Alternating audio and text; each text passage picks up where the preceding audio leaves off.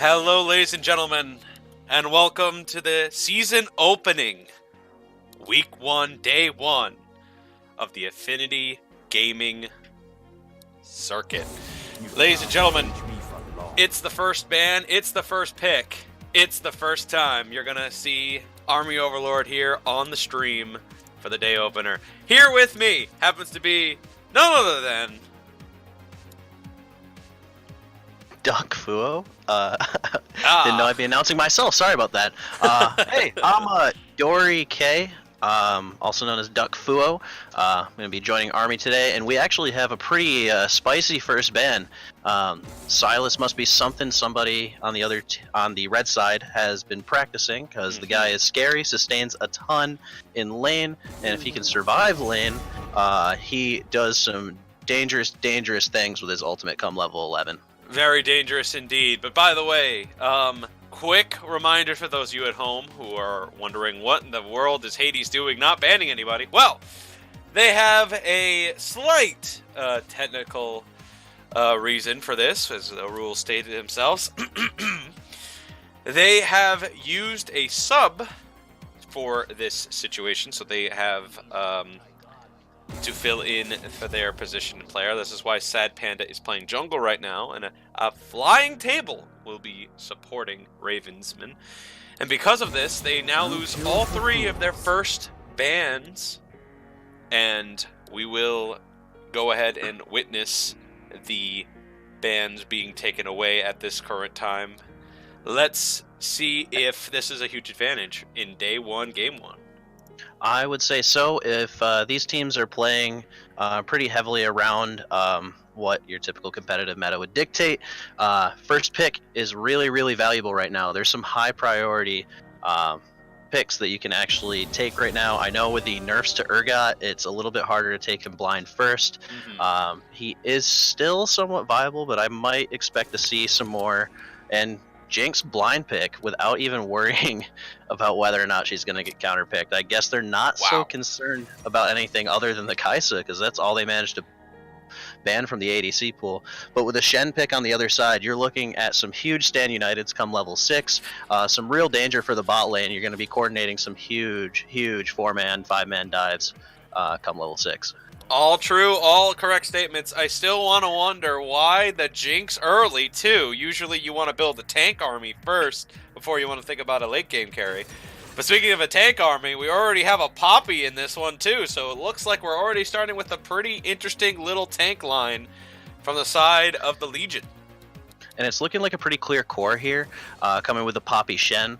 Really good at creating initial and follow-up engage, as well as creating surprise numbers advantage with the use of Poppy's ultimate.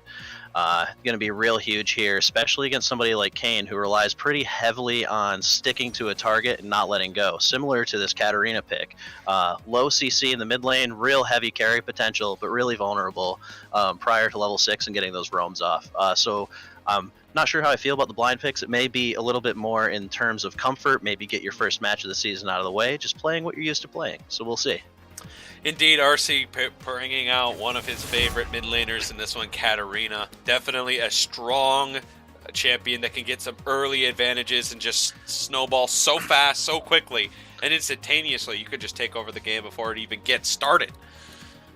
I completely agree. And with the Jin Shen, you can only presume it's going to go bot lane, and they're going to start target banning supports that can protect Jinx successfully. Morgana, she is one patch away from being minorly updated. Her ultimate's changing a little bit, but it won't be a huge deal. Followed up with a Sejuani ult. They want to keep people off of the Jinx as much as possible.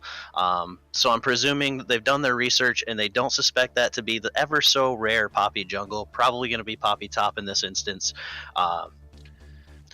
I've seen Sad Panda spam the Shen before, so even to this degree, we could expect a Shen jungle just because of how much he loves playing Shen. I'm not kidding. He loves this guy.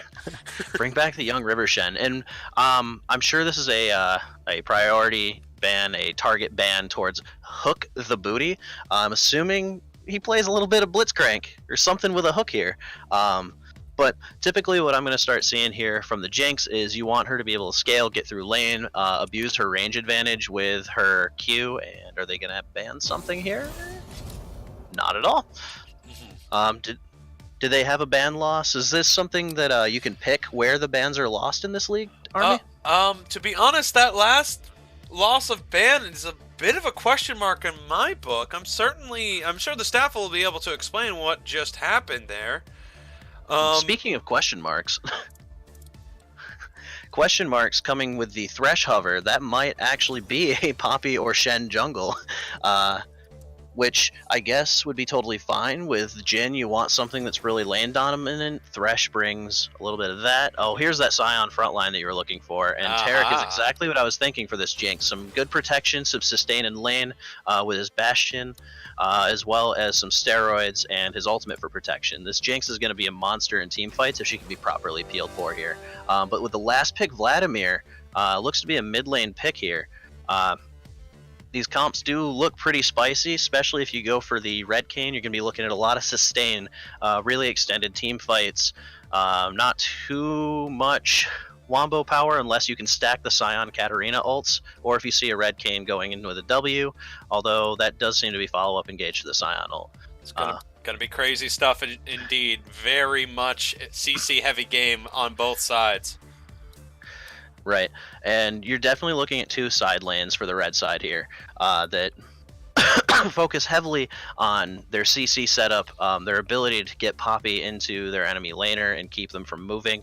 So I suspect a well-played game from blue side to be properly warding jungle entrances for the red team to follow up on the Poppy and try to use Kane's electrocute, Kane's follow-up damage to go for that red Kane build, especially if you're going to start seeing spam ganks on the bot and top lane.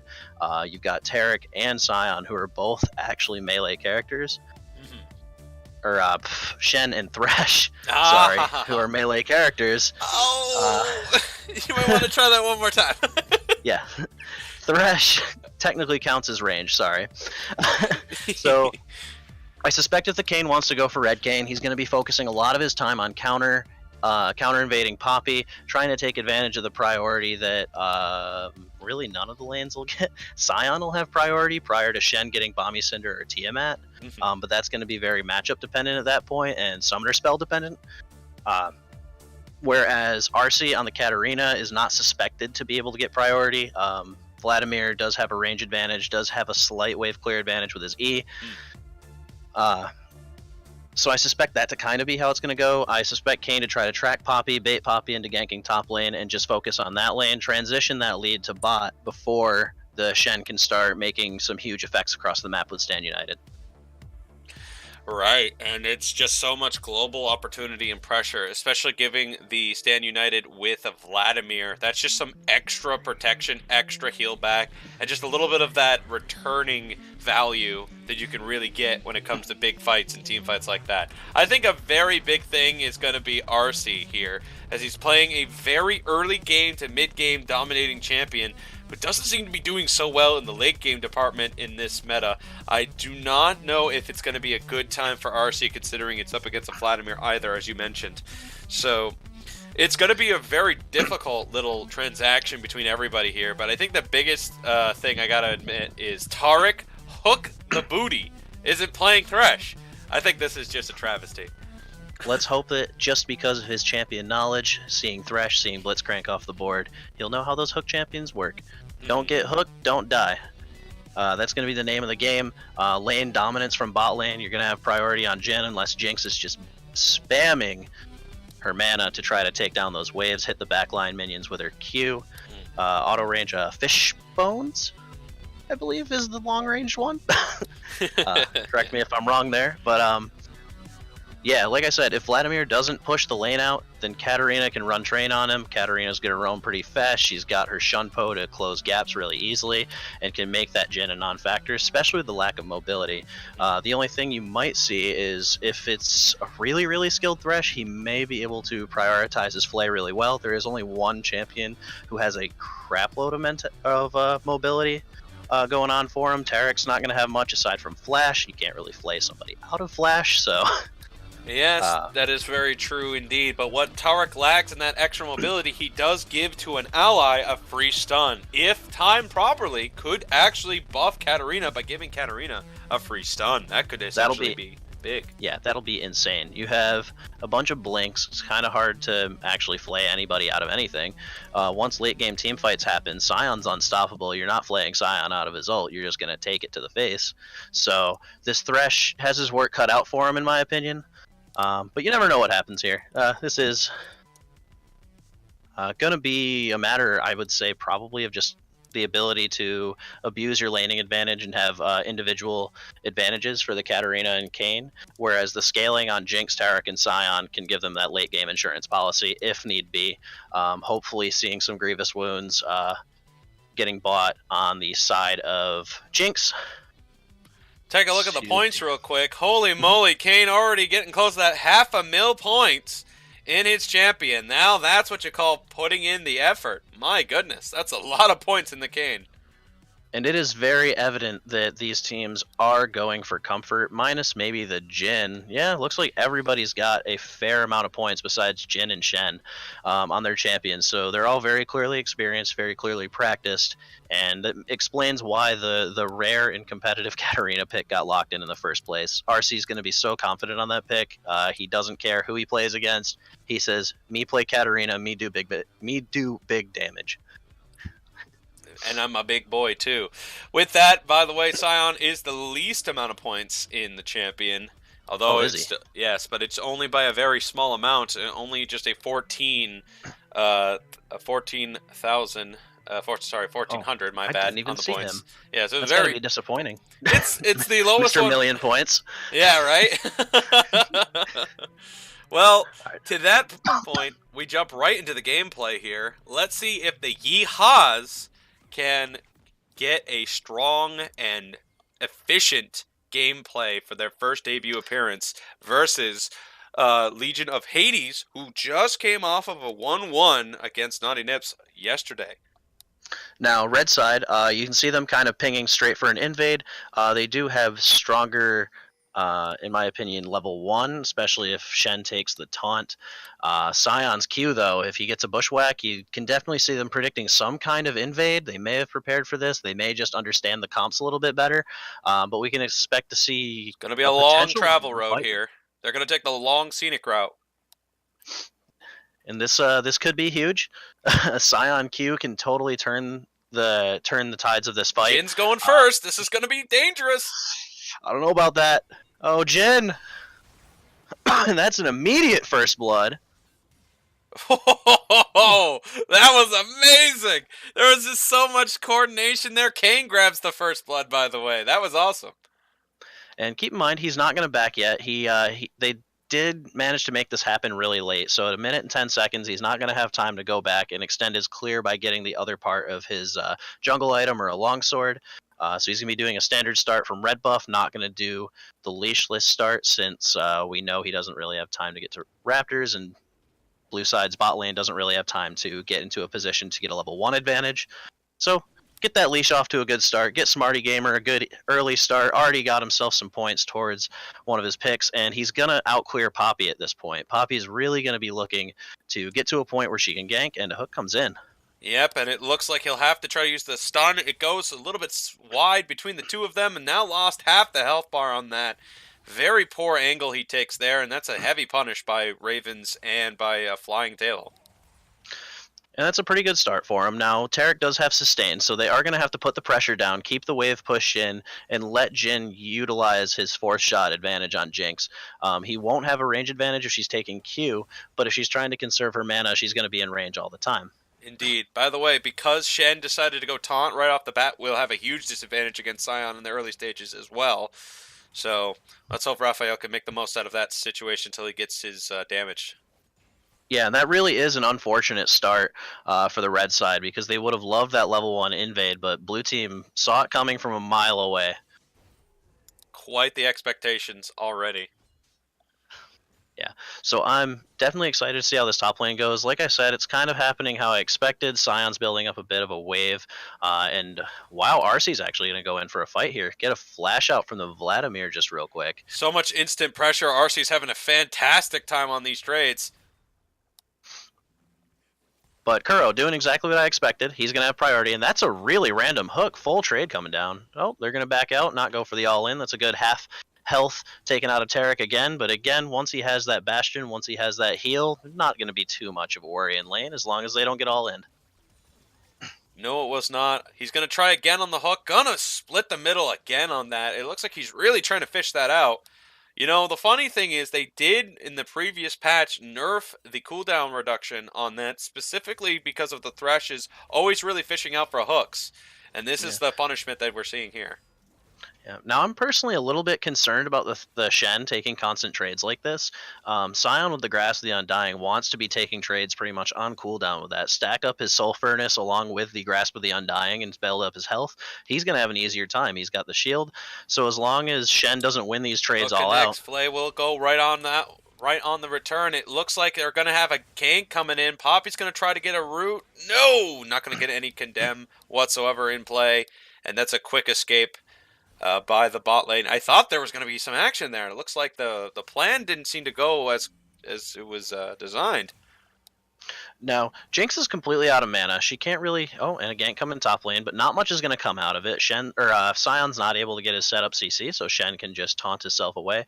But the Shen really is going to lose by attrition. If they hit level 6 and Shen can't make something happen on the other side of the map, then Sion's going to scale with his shield, going to scale with his healing, going to get a ton of HP, not scale with his shield, scale with his Soul Furnace passive, and get really, really healthy and become a real problem. So they're going to be looking for picks from the red side, try to make rotational plays happen.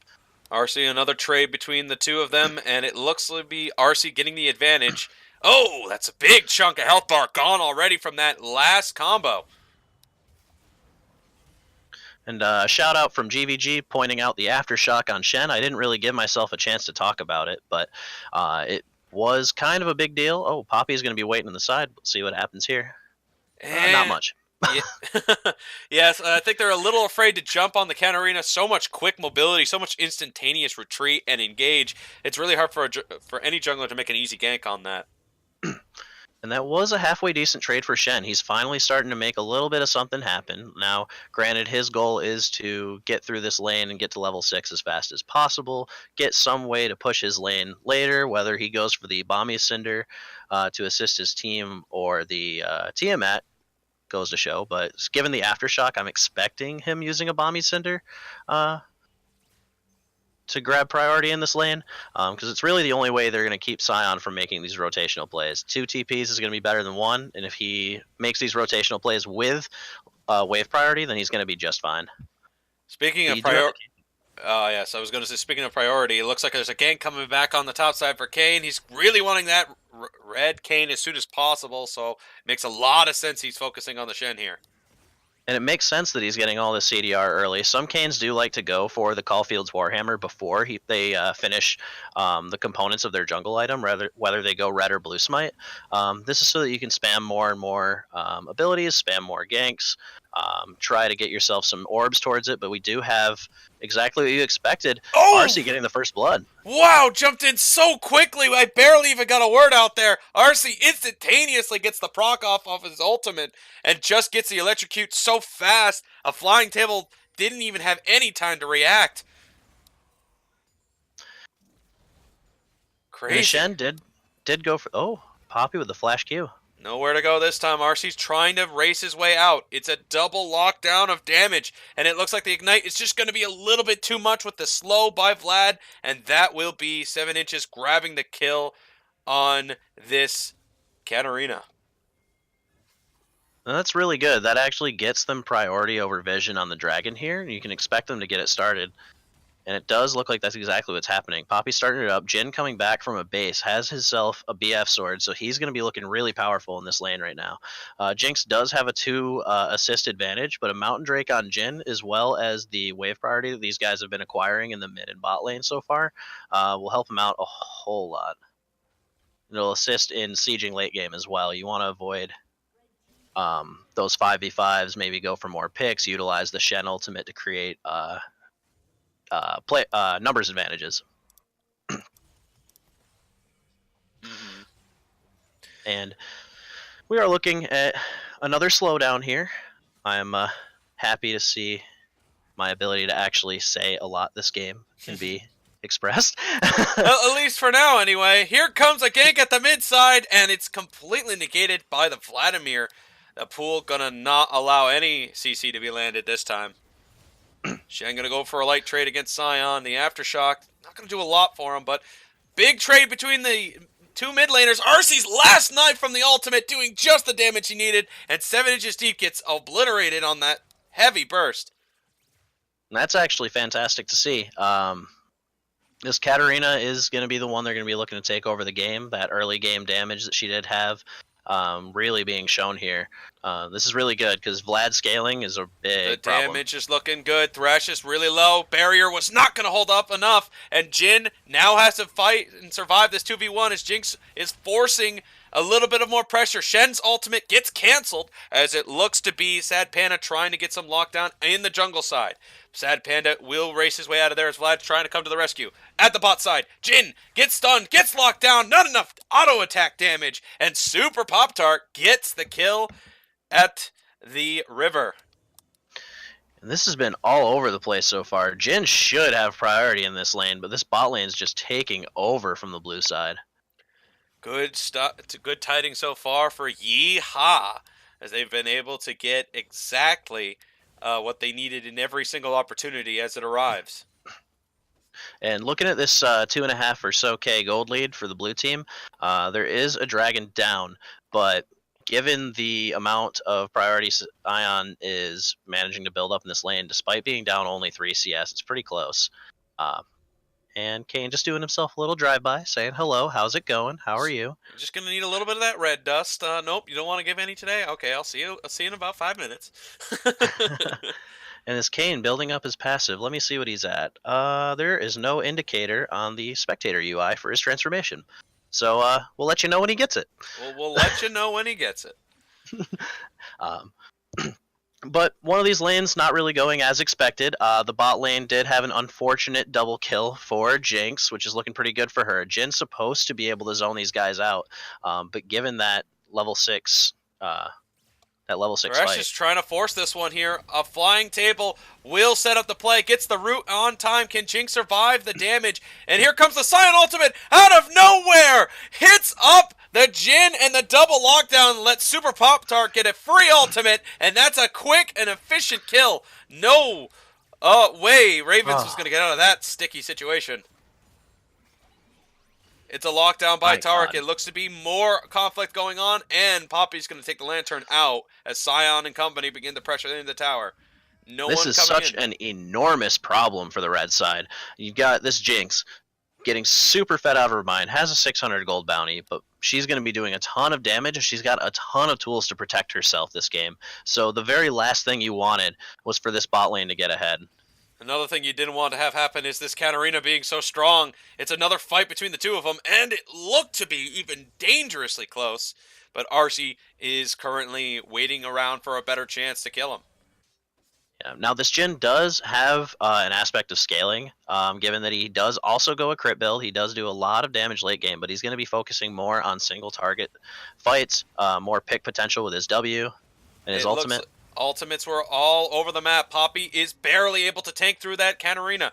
Katarina's going to still try it anyway. Arcee, with the speed of 1,000 lightning storms, is able to quickly jump out. But at the last second, it looks to be Shen trying to... Oh, and it will be a quick escape after all. Trying to keep up with that. It's so fast. Yeah, especially when you have these trades coming in like this. Oh. Ignite used, I think he thought he could have him down a little longer, but the lantern a little bit too strong. Gonna pull Ravens out from that catch. Another stun coming online here. Jin dodges it, and it looks like Cameron's gonna go back to top side. And like I said, it's kind of a good thing here that we've got Vladimir scaling up, managing to keep up in CS, working on that proto belt. You can probably start seeing him make some rotational plays then. But this Katarina's been doing a really good job of keeping him in his lane, not making that many rotations. We'll see what And happens here. From this point on, where Kane has yet to drive by a top side, but it's Sion currently pushing in the Shen. Despite Shen's struggles, he is currently getting a single wave advantage against the Sion so far, as he now takes a full wave lead against Sion in the CS category. And just a light collision here between Poppy and Kane, as he will prevent Kane from sneaking the Drake while all that was going on. And if you take a slight look at the gold maps, you actually do see that Sion's sitting on a certain amount of gold. Shen too, they're kind of farming it up. But the real huge gold advantage is going to be on the side of the jungler and the ADC. Blue side's Kane and blue side's Jinx are just enormous. And Kane doesn't look like he's doing very much, right? But he's got 1,000 gold lead over this Poppy, which is really huge if he goes for a less expensive. Connects. Here comes the Shen ultimate. It's going to be a big fight coming in. Poppy ultimate goes completely off target. It looks to be Tarek desperately trying to survive. He gets his ultimate off in time. RC quickly assassinates the Thresh. Sion comes in, takes out the Shen. Tarek, oh my goodness, it was a complete slobber knocker as they managed to force this, and it looks to be an instant take of the Infernal Drake as Jin tries to steal one objective. Couldn't seem to get the damage up on the Crab, and will lose quite a bit for that. 11-2 now off of that 4-man advantage.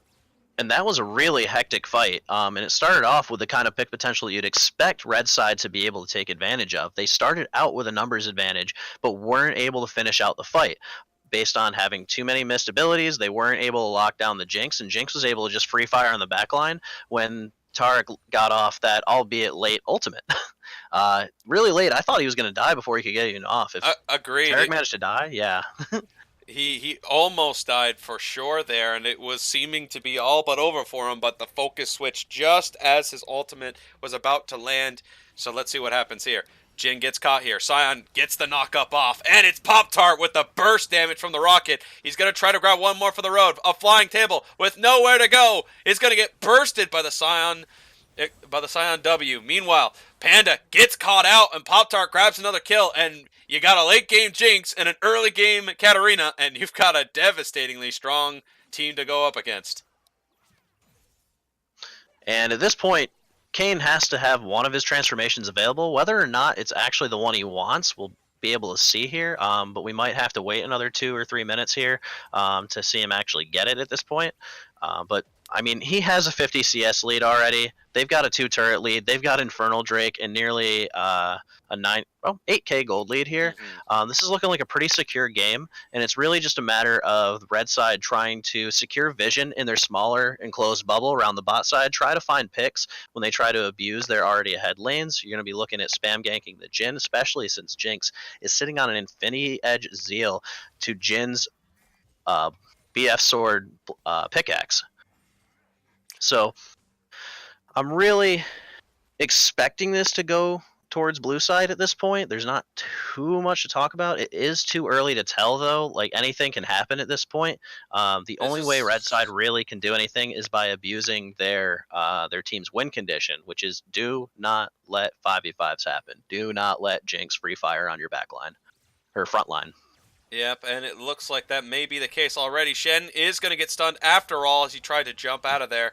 Raven's going to come in on the side. It looks to be a bit of a small auto-attacking battle, but it's Raven's falling a bit short as he now takes the control ward. Thresh looking for a catch. He's going to make it easy. Gets the flay. Gets stunned anyway. Hits the hook on top of that. The taunt on the combo, I think, was a little mistimed, and the ultimate by Tara completely prevents any extra damage from coming out as Jhin tries to get any damage he can on to the Jinx, but it was all blocked away by Tarek. Locked down on Poppy, preventing the Kane from making any run away. It's a little bit of damage lock. It's Jinx ultimate comes in. Thresh going to hold him off. It's a 1v1 between RC and Vlad, but the Proto Belt decides that one. It's going to be Thresh risking his very life bar to try to save Ravens. One more auto will do it. Can he get the distance? Vlad's going to come around the side. W will be off target. Pop-Tart needs a single auto attack, but he is outpaced by the Swifty Boots. And this is really unfortunate between top jungle and bot lane.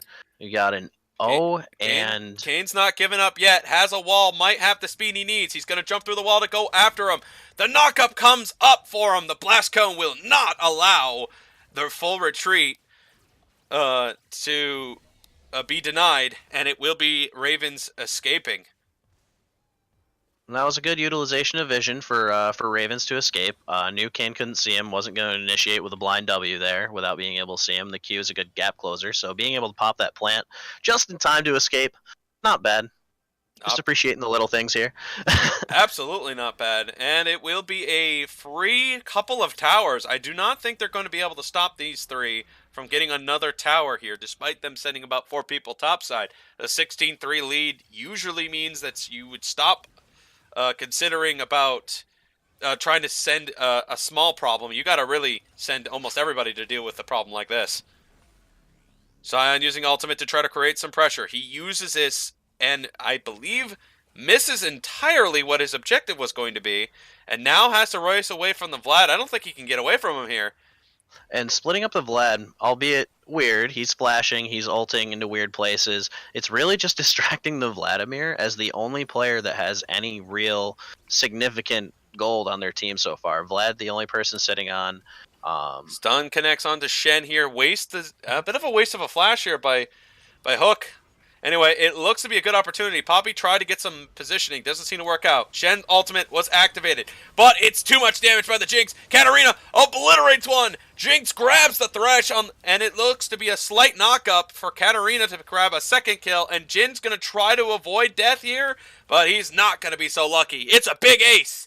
And it looks to be Yeehaw about a few moments away from winning the game at 20 minutes. And that was huge for Yeehaw. The Super Pop-Tart hasn't died yet, has 19 out of 21 kill participation. This bot lane has been a huge focus this game, and Red Side just hasn't been able to do anything about it. Now, they're not going to end quite yet. They are low. They don't want to risk it. Cool. Death timers are still relatively short. But this is really good time to prepare for Baron, and you do see that there's only 2 wards for the Red Side in the top jungle. They are going to have an opportunity to clear that vision now and reset. But it's really looking like this is a blue side favored game right now. I would say so. The 12,000 gold lead, I suppose. But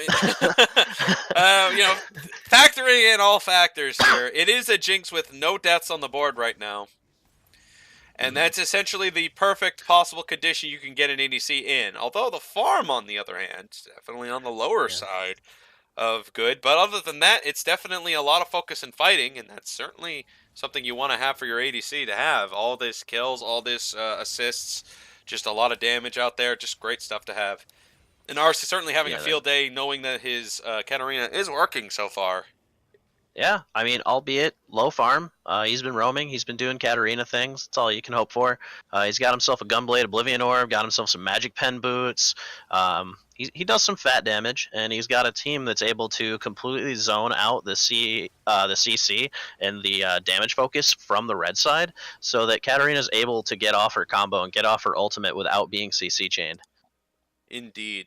So, to that end, let's see how they angle and how they position from this point. It's about how you finish your first game, not about you winning it. It's about clean finishing this type of matchup for the blue side here. They definitely just want to make this as flashy and as clean of a finish as you're going to get, because if you can make it look good, then it's going to be great for games to come. It looks to be an engage by RC. He takes out Jhin in an instant. Vlad's got no time, gets also taken out, and Kane will take out the Poppy, preventing the possible penta for Katarina. But until then, it looks to be a little bit more of slight fighting. It was Ignite used to try to lower Kane, but it's not enough. They are going to allow Kane to live as Katarina tries to take out the Shen. And he's going to get it with the last jump back, and jumping in, gets the kill. The unsung hero of this game has been Sion. Low kill participation, but the guy has been splitting the map up, understanding that he managed to keep Shen from doing what Shen does, and Shen can't match him in this lane anymore. So while his team has a massive lead, forces one person to him at all times, it's really just come in, be Scion. You don't even need a team fight at this point. Your team is so huge Bounty that collected you're by Poppy as they take out Jinx, by the way. But yes, you're continue. yeah. Oh, Vladimir though. Gonna try to commit it all for Arcee. Gonna try to get a kill taken away from him as well. He can't get the speed. He can't get the distance, and Arcee escapes. And this game's looking pretty much over. Triple inhibitors here. Baron, I mean, I've said it a few times now, game's pretty much over, but at this point it doesn't feel like it's a matter of if the game ends. It's kind of when the game ends. You know, interestingly enough, this team actually doesn't have that strong of a wave clearing ability, which is very interesting because they're about to receive a lot of waves coming in, very big. Let's see how they handle it as the enemy team has decided to grab the first Baron of the competitive series. Let's see if this will go pretty cleanly. I do not expect even a single person to be attempting to try to steal this Baron. So yeah, they're pretty much stuck in their base. No turrets, no Nexus turrets, no inhibitors. Baron is gone. Realistically, all they have to do is just back real quick, spend any gold they want to spend. They don't even have to if they don't want at this point. They're so far ahead. They can just bring this Baron, run it down mid, escort the waves in. Don't even have to do a team fight at this point, but seeing how these guys have been playing, I expect there to still be a team fight anyways. I agree. You know, you always got to have competitive spirit. Sometimes you just kind of run into a bit of a bad luck. Remember, the opponents, Legion of Hades, had no first 3 bans, so we could have seen Katarina ban, we could have saw Kayn ban for sure. We could have even saw the Jinx ban on top of that, but they didn't have that opportunity this time. They will not allow that to happen again. Whew. Here comes the knockup by Sion, takes him out, and Kayn grabs the double kill on to the bot lane. He's going to try for one more, but he gets locked inside the fountain to get killed by the Poppy. Shen, using his ultimate, will end up not getting much out of this. Sad Panna will stay alive as the Nexus got overwhelmed by the Baron minions, and that ends the game. 24 minutes and a victory for the Yeehaw. And thank you so much, Yeehaws, for giving me plenty of time to prepare for my game. Lots of time indeed, yes. Because time. Yes, because you do have to head on out. We're going to go ahead and get ourselves one quick checklist of things to finish up here, and then we'll just we'll go ahead and send you out here. You got 23 minutes before the next game, of course, and you will be a participant in that. As you Hi, I'm jungling. Whoa! Hi, everybody. Awesome! You're going to be the jungler. I can't wait to talk about how well you did. I'll make sure to buy pink wards. If you guys didn't know, this is the part where we start to talk about the stats and how the game went. Army Overlord loves to make fun of people who don't buy pink wards. Which be thankful, everybody bought at least one this game. Ah, yes. I was just about to show that, in fact. Damage was actually, Jinx did the most. I was expecting Katarina to have the most in that game, but yeah, that was pretty good stuff. Katarina did some crazy amount of damage throughout the game. Really good stuff to see. Control wards wise, as you mentioned, yep, everybody got 1. Katarina grabbed 2. Vlad grabbed 1. Kayn grabbed 1. So that's good. Everybody, a nice little visionary spread. It looks to be Tarek with a 53 on the vision score. And it looked to be a rather vision filled type of game. Boy, you gotta love their Arcee's first gank. I'm still really flabbergasted about how efficient it was. You just get Katarina into position, you make a big jump in, you flash right in, you jump super quickly, super fast, and you just get instantaneously to get the first kill on Thresh. That was just, watching it for the first time, that was crazy. I hope we can get a clip of that someday. And Yeehaws were really, really good at understanding and playing around the enemy team's win condition. They knew that Jinx was going to do fat damage by the end of the game. They knew Jinx had to scale, and they knew that Jinx isn't very mobile. And they knew that Poppy would be looking to create advantages in the bot lane. Jhin didn't, unfortunately, might have been nerves, might have been uncomfortability, but the Jhin Thresh lane kind of froze in a really unfortunate place and made it really easy for them to use the Sion and Katarina and the Kayn to gank bot lane and make sure that pick comp win condition and that Jhin win condition in this game couldn't happen. It didn't allow the scaling for Vladimir either, and it didn't allow the Shen to get off any stand Uniteds, especially with this Sion managing to cancel at least 2 that I saw. Well, you've got a good amount of time to get yourself a nice little preparation with your team. So while you're away, I'm going to go ahead and see if I can get a small conversation with the Yeehaws team, see if they're interested in a small interview, as we are basically waiting about 10 or so minutes before the game will be prepped and ready. So, Dory, you go ahead, you get with your team, get yourself all prepped up and ready. I'll do a small little interview to see how everything else came about here. Thanks, Army. Of course. I'll see you. I'll see you in the game. Can't wait to see what you do, man. Yep, I'll be seeing you guys later. Thank you so much for watching. Bye bye. Bye bye, indeed.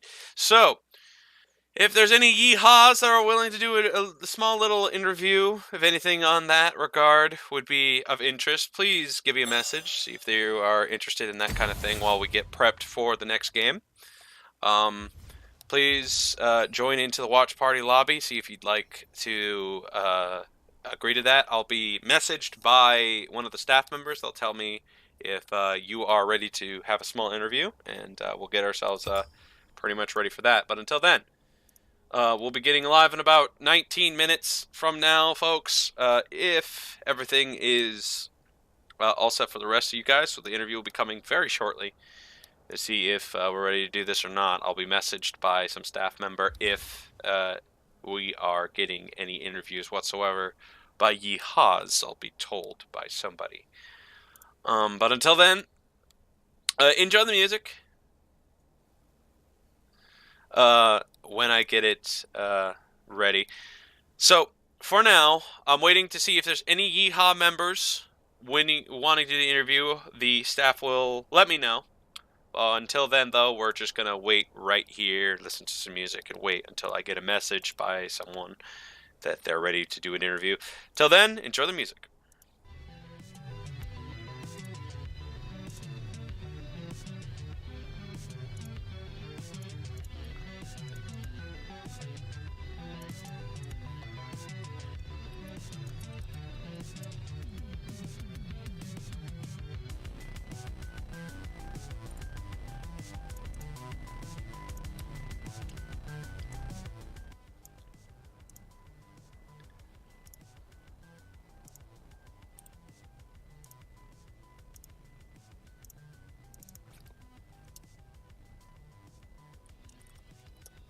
Well, it looks to be a very short wait, so let's go ahead and get them in here. Ladies and gentlemen, the Super Pop-Tarts from Yeehaws has just arrived here. Ladies and gentlemen, here is the ADC of the Yeehaws.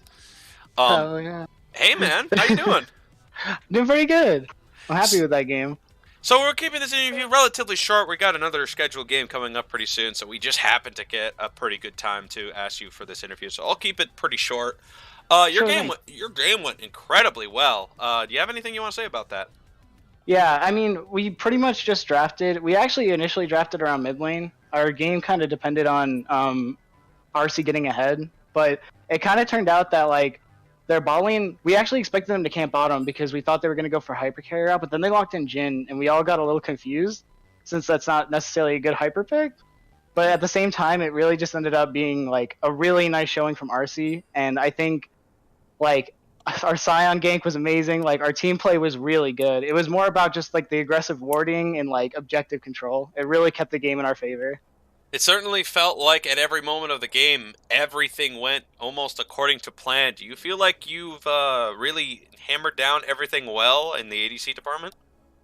I think so. The meta is definitely more fun for AD carry at the moment. It's very crit heavy, which is again why the gym pick seemed a little bit odd. But again, I think just playing crit champions in general is really fun right now. But at the same time, playing around your team is really important as well. Like we also drafted the Scion and the Taric mainly just as a way to keep me alive, or to keep RC alive even, because in the late game again we were just Taric ulting every fight since we had an advantage. But yeah, AD carry is definitely just in such a good spot right now. It's very fun to play. It certainly was very wonderful to see how much efficiency you were able to get out of your AD carry. Boy, it looked very dangerous for your Taric. It looked like he was actually going to die this game. So what was up with that? Yeah, so our Taric player, our support, is an incredibly aggressive player. It works pretty well with our comp most of the time, but definitely it's scary to watch for sure. he definitely has some really good engages, but he had some engages that could be called a little bit close to inting, but it's okay because since we had an advantage, it didn't necessarily matter if he failed an engage because we had like 2 other champions ready to go for it. The early game definitely showed, I think, a little bit of the risk factor though that comes into our support. But yeah, it was pretty fun. All right. Well, of all the performances we've seen today, it was a very interesting. Oh boy, I'm getting dragged in by 2 different. I don't know what's happening. So I'm getting one person dragging me here, one other person dragging me there. Okay. So here's what's going on. Thank you for this interview. I really appreciate you being a part of this interview. I hope your team continues to do great in this league as they've already started to make a very strong case. I hope you're going to be able to continue that great performancing, you and your team. Let's hope the Yeehaws can make even more strong impressions for games to come. Yeah, thanks, man. All right. Well, that was Super Pop-Tart, ADC of the Yeehaws. Thank you, man. Doors on the right. Y'all set to leave. Okay, later. Yeah. So to that point here, folks, the interview will be done for now. Enjoy the bit of the wait timer. We'll be getting right into the next game coming up very shortly. Till then, let's hope for some more fun gameplay because we've got some Naughty Nips action coming around, and it's going to be some fun things in the future. Enjoy the wait time. Enjoy the music. We'll be right back, folks. See you soon.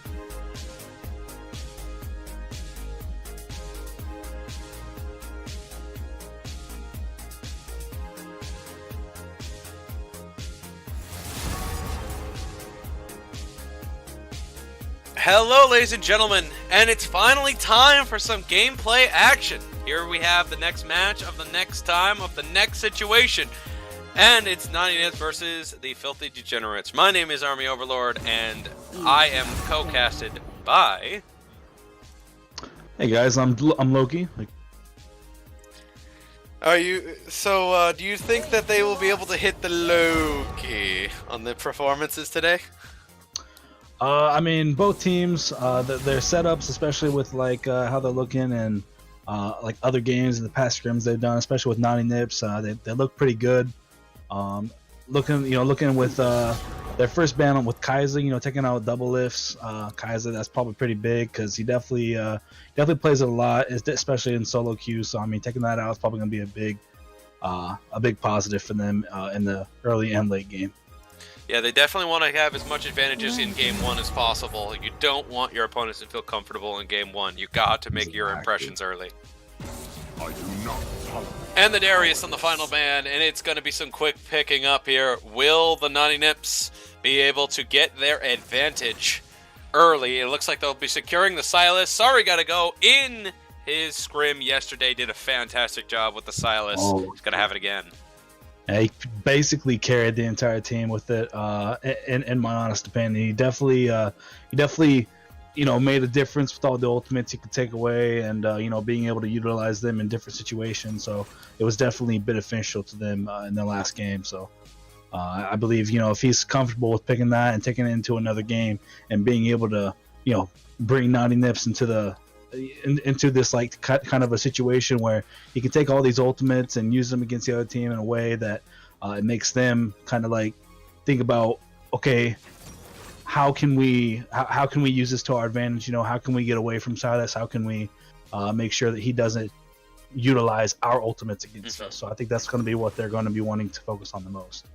Definitely a big problem ahead for the Filthy Degenerates. They're definitely going to need to make some impact. By the way, speaking of some Filthy Degenerates, they've got themselves a Yasuo, a Lee Sin, and by the way, back on the Naughty Nips, they got themselves a Thresh and a Kayn. So they're going to have a lot of engage opportunity by the side of the Naughty Nips. Let's see what else they're going to do to give a little bit of extra Filthy Degenerate confidence, as they're going to need to take something that could be interesting. It looks to be a Orianna in the mid side for Ginkgo Tree. Yeah, that could be a Yasuo top lane as well. Man, it's really going to be based on who's going to be being able to get rid of that Yasuo, because if Yasuo can get ahead at any point, it doesn't even matter. If he can get ahead, he's most likely going to carry the team to victory. Because I mean, if that's going to be in the top lane, you really need to have like some sort of way to be able to stopping him from getting ahead. And I feel like that's just what they're going to be going for, especially with Orianna. She can be either utilized as a utility champion or someone who just deals a bunch of damage in team fights. It's really going to depend on how laning phase goes. So I don't know if we've I don't see any sort of top lane coming in yet from Naughty Nips. So it's definitely going to be big on what they choose to be able to deal with the be able to Yasuo. pressure. Yes, especially with with Atwell being able to. With him being as good of a Yasuo player that he is, you don't know what he's capable of, and especially with Naughty Nips, they don't know what they're getting themselves into, because this is a new team. They don't know what's going to be coming at them, so they got to be, any kind of surprise could be, beneficial towards Filthy Degenerate. So The final bans were dropped as well: Katarina, Vayne, and Lucian and Morgana. So let's see what else we're going to see from this little matchup here, and it looks to be an Ashe to the ADC position here. Utility. Extra slows are going to be great for this type of team who are already pretty keen on the knock-up opportunity. So Ashe going to throw in some ultimates, some extra slow. Ashe is going to be pretty nice. Let's see what happens as we get into this one. Mixed Veggie's going to bust out the Jinx. Happened to have a great game last time with the Jinx. Going to want it again here. And it looks to be a secured option for Mixed Veggies. I would say the best pick for Filthy Degenerates would probably be an Alistar as a support, because with the knock-up, you already got Lee Sin, you already got Orianna, you got Yasuo's Tornado. I feel like either Nautilus or Alistar would be the ideal pick for this support. And Fiora, the final pick here for the Naughty Nips, is they've gotten a pretty nice little 4-man comp, a 4-1 split comp in mind for the Naughty Nips here, so they're going to need some good deeps and damages. Let's see what our final, as Studris is going to pick what appears to be, I would have to say, the support for this team, as they picked from top to bottom, and it looks to be Lulu. Yes, whoa. Yeah, they could be just going for the Lulu's ultimate. In close situations, she could just ultimate Yasuo or Lee Sin while they're in between everybody. Because her ultimate knocks people up as soon as while they're close to them. So, and with Yasuo, that's like the most opportune thing you want to do, because you want to ultimate him so that way he can get his ultimate off, or be able to get him out of situations. So I mean, I feel Situ- like that's where they're going with him. Situational plays are going to be made all over the map here. Things are going to need to fall together. Ladies and gentlemen, the big question is, who's got the better team? Who's got the better dream? Who's got the first win to come? You have any guesses? I mean, both teams look strong. I mean, again, I feel like the Filthy Degenerates, they're playing for situational types of gameplay, with the Yasuo, Lee Sin, with all the knockups. And then you have a bunch of like quick killing. You have Kane, you have Silas. What they want to do is they kind of want to play around either if Fiora can get ahead of Yasuo, they're probably going to be playing more around Fiora. But, if Kane can somehow get ahead, if he's going to be going for the red Kane for the more damage, then, he's definitely going to be the carry with getting all these low defense players, because I mean, there's not really any good tanks on Phil Degenerate's side, so I mean that's going to be ideal for Kane's output. So it's really going to depend on if top lane can shut down Yasuo, or if Silas somehow is able to get ahead of Orianna, because I don't know if Orianna is going to be going for more utility or more for damage. I feel like this is just going to be mainly towards Atwell's Yasuo. With him being the captain, I feel like he's most likely going to be comfortable with the Yasuo pick, and he's going to be wanting to be able to carry this team into a situation where Naughty Nips cannot come back from. So, and there's not really too much defensive stats on either side. So we'll just have to see how it plans out. Yeah, it's all about running right into your enemy and hoping you just happen to have the better gun going into the fight.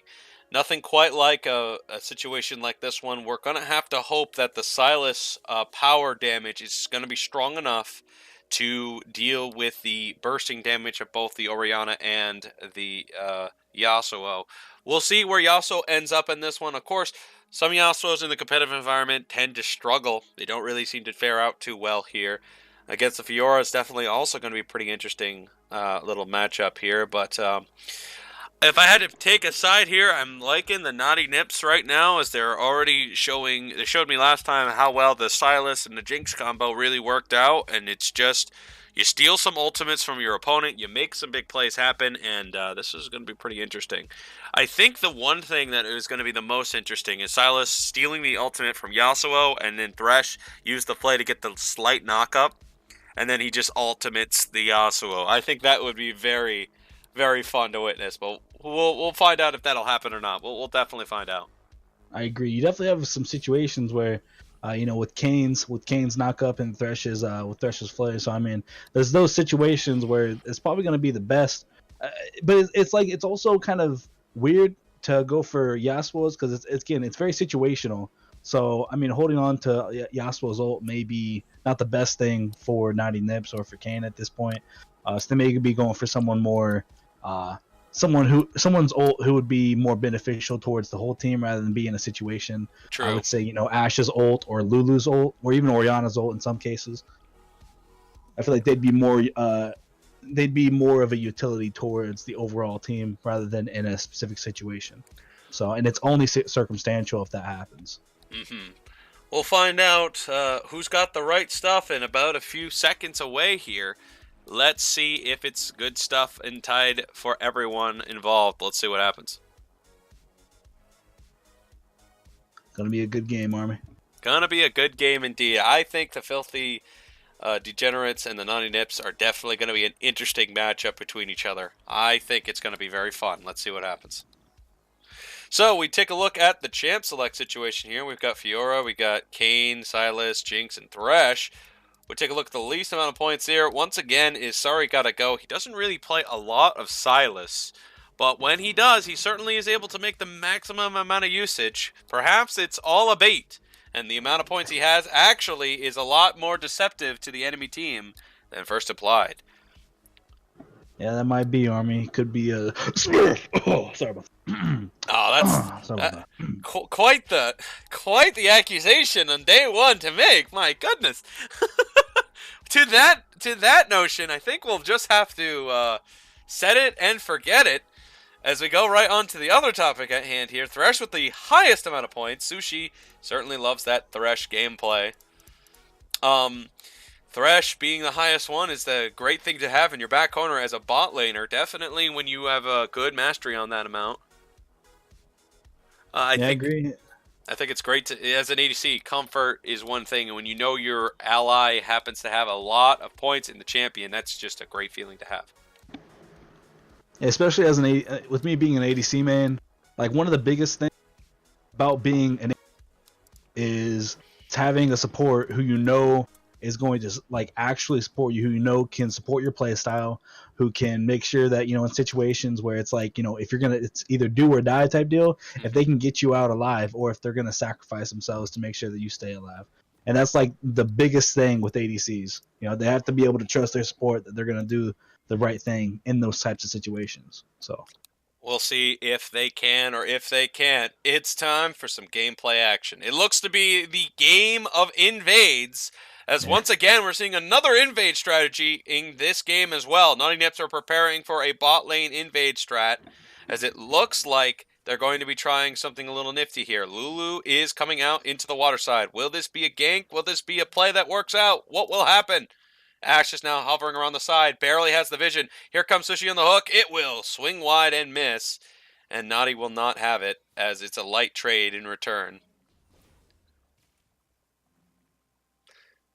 So, it looked flashy, it looked interesting, but fell just a penny short of what was desired here.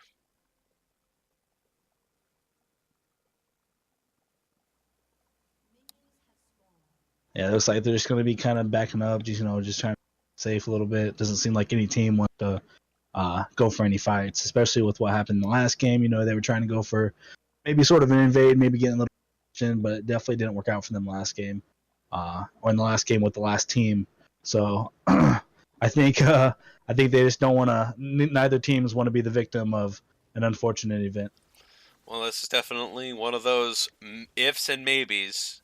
We'll see if this will be an opportunity where there'll be some quick advantages. By the way, Kane gonna easily take the lead in the jungle race between the two of them, as Chef Senpai will be greeting the Yasuo into the lane. No light trading going on yet, but it looks to be something to come. This does not appear to be too much pressure, as it looks to be both the bot laners are really trying to chip each other on the health bar so far.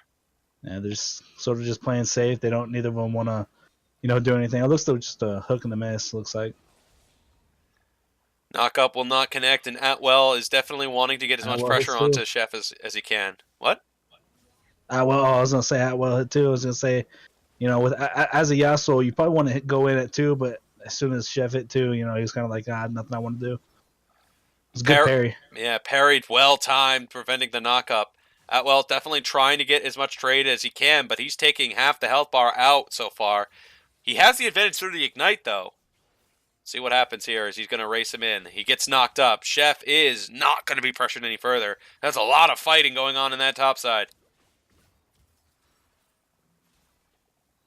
I'd say probably it's probably going to be based off of jungle pressure of who's probably going to win topside. Because it just feels like a bunch of trade, and I don't think anyone's going to be going for any kind of all-in, and not anytime soon anyways. Jumps right through the wave, trying to get some quick trades. He misses a crucial stun, but he does take a little bit of trade as punishment, as Ginkgo is going to make this very difficult for Silas to get his combo off. Thresh coming in.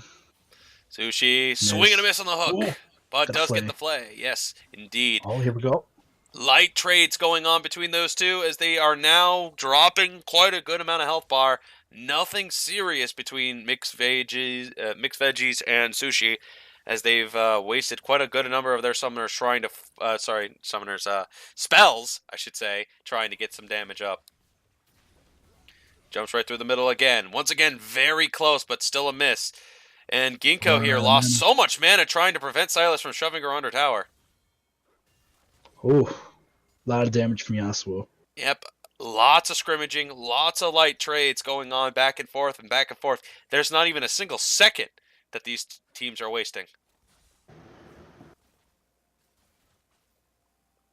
Chef here really having a difficult time dealing with the Yasuo so far, as he's unable to efficiently trade.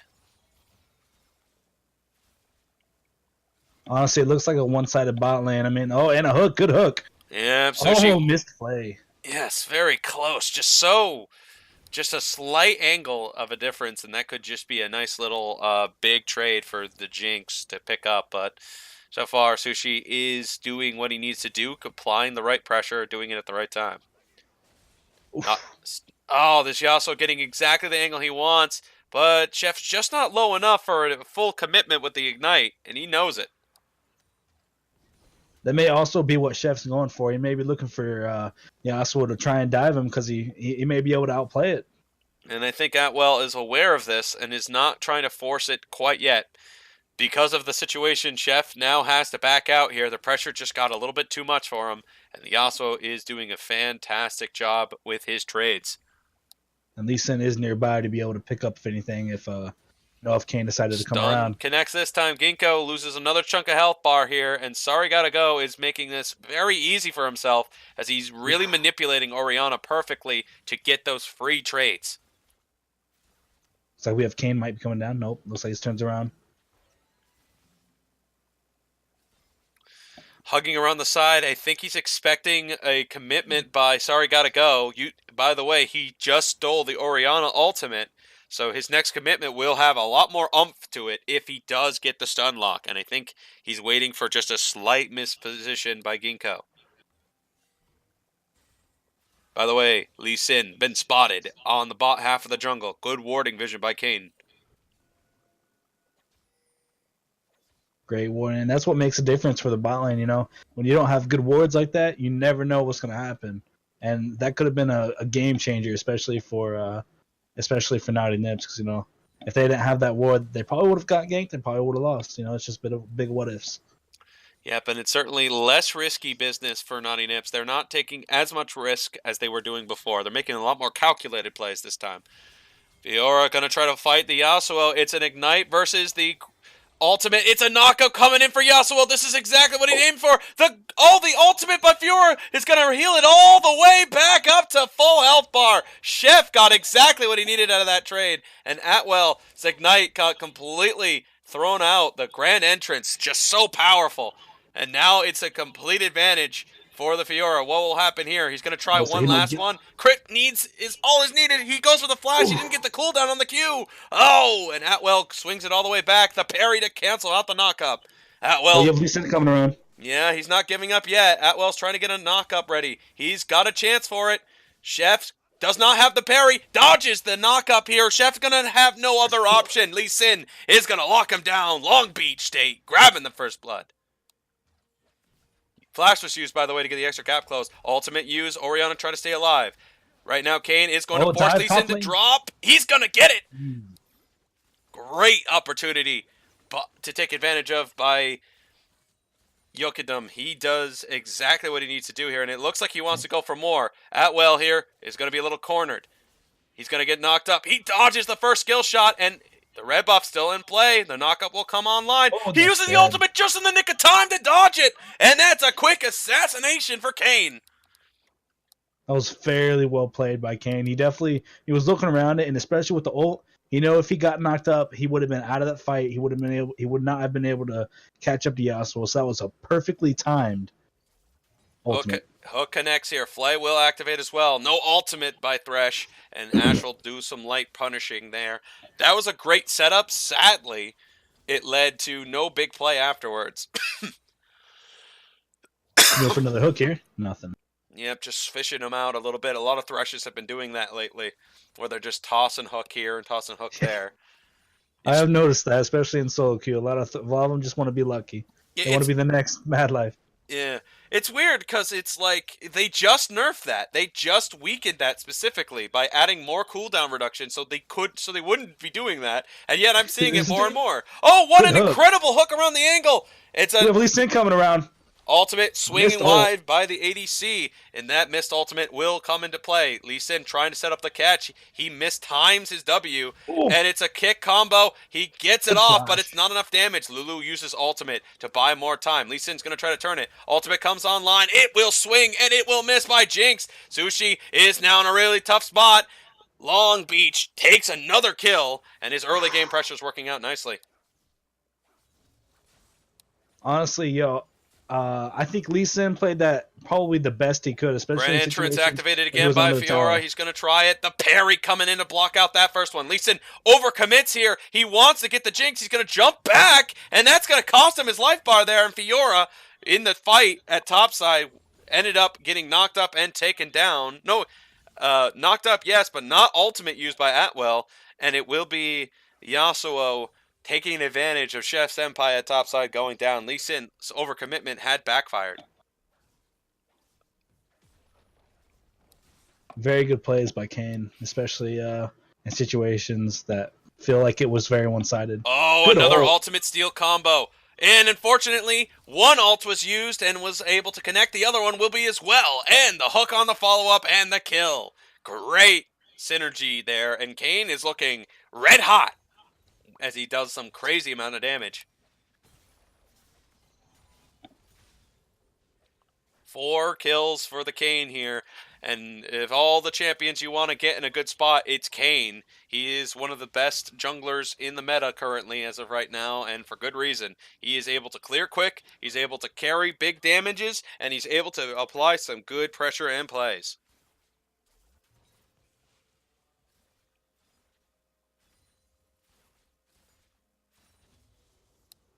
Everything seems to just be kind of quiet. Nothing. Everyone's kind of getting back in the lane after the fights top and mid lane. So looks like everyone's just trying to farm it out until another big play comes. Righto. Hook will not connect, completing that one out, and it looks to be Ash avoiding these hooks for a long time now. But Lulu Good not play. so lucky. Ah, one hook. Oh, so close again. Man, Sushi, it is just, you gotta be kidding me with that luck. He just barely keeps missing these. His aim is impressive though. You got to give him that. I mean, feet away, like literally maybe even inches away from being a hook. I mean, you have to give him the credit of the accuracy of where they're going. Mm-hmm. Lee Sin getting rid of some warding here as he's been spotted out as he goes for the invade. Kane, only if he is going to now be able to take his red buff at this time. As the hook connects again, once again, this hook is landed, but it's not in a favorable enough position for the ADC to follow up on it.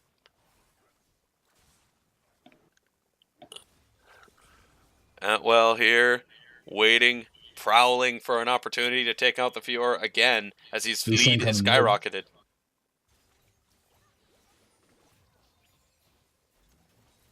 Ash certainly taking a rough trade here. If a hook connects, that might be a quick kill on that. By the way, in the meanwhile, it's a Cloud Drake that was quick secured by the Kane as he takes advantage of Lee Sin's current positioning right now. Lee is going to try to take the Herald as a trade away. The enemy team by Nani Nips has no idea what's going on. Lulu gets caught again, and yet again, Mixed Veggies is just not hitting any stride here. He's just allowing these plays to be made, but he's just not hitting or punishing anyone who gets caught right now. Free trades on the top lane. Yeah, well, certainly trying to take advantage, but it's not enough of an advantage to get. Mixed Veggies is finally getting some pressure on that tower. This is going to be a couple of procs taken away for sure this time.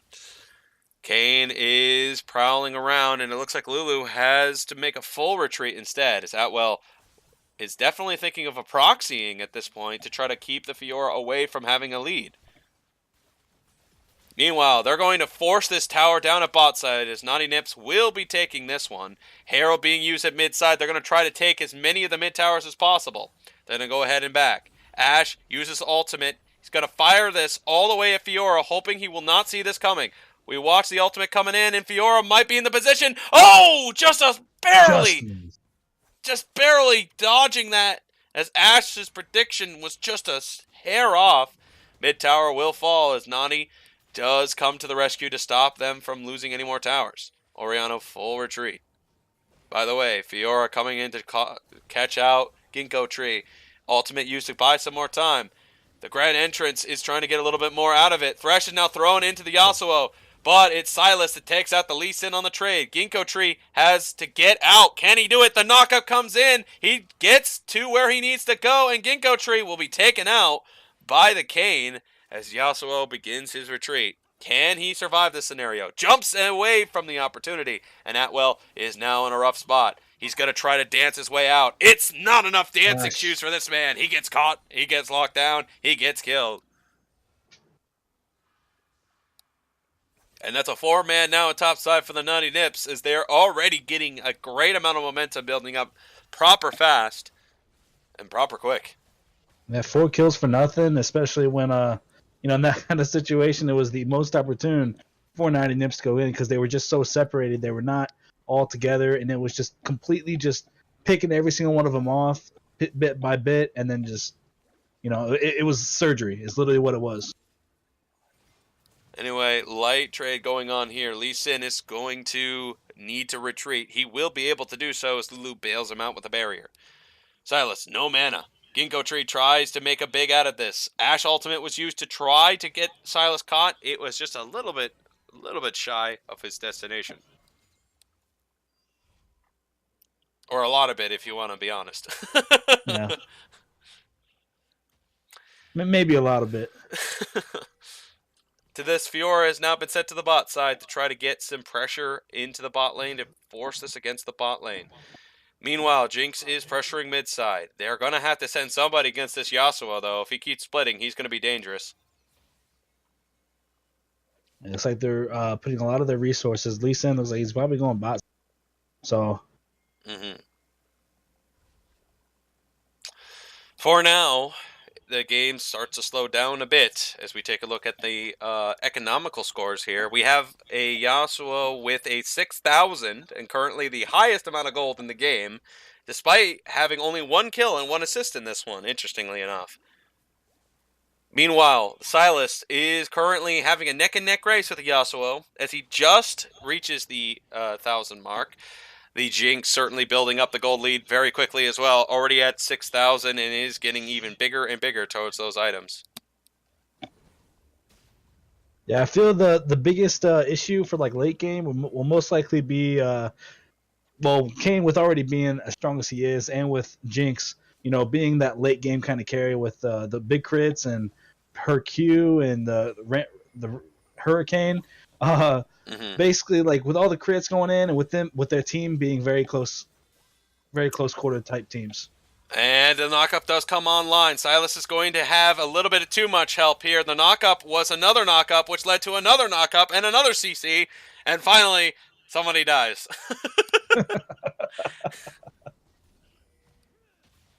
Literally just a bunch of knockups. Yasuo, and with Yasuo's ult, and then with Silas just Jinx getting some pot shots here. Ultimate used by Orianna to stop the conflict. Orianna definitely not at the damage he needs to be right now. Ginkgo Tree's not getting what he wants. Oh, a surprise opportunity. Lee Sin is now completely caught out. Can he get bursted? No. Every single barrier, every single ultimate, and every single move was used. Oh, Ori looks to be caught here, and an ultimate now returned. Can this be enough for Sorry Gotta Go to get the kill? No! Another barrier comes up on him, and he goes down again. They trade for the dragon, though. Yes, they do, and the red buff will be taken by Lee. So, Silas, little overcommitment there you just saw. What do you think of it? I would say, Silas overcommitting. I kind of feel like it was less of an overcommit and more of a distraction, so that the team could be able to secure a Baron. I mean, even now they're looks like they're trying to push up bot lane. Everyone's trying to kind of recoup from that fight. So I would say it's less of a commit and more of a distraction. That's why I would see. Well, in that case, it's a heck of a sacrifice, losing a bounty right there by Silas. Still, it was definitely something that has paid off well for them in the past. Yasuo looking to be caught out here. He will use the wall defensively. TP going to come online for the Fiora. This looks like a catch and a half. The W will slow down the Yasuo for now. Yasuo going to try to make the most of this. Ultimate used. The CC knockup. The Yasuo does not use his ultimate during that knockup, and Fiora will take out the Lee Sin on the catch. I think Atwell must have not have had it up at the time, but here he goes. He's going to try one more time to get the knock-up. He goes for the Jinx. It's the knock-up completed. The barrier comes up online. Atwell trying to race his way out. Silas takes out the Lulu.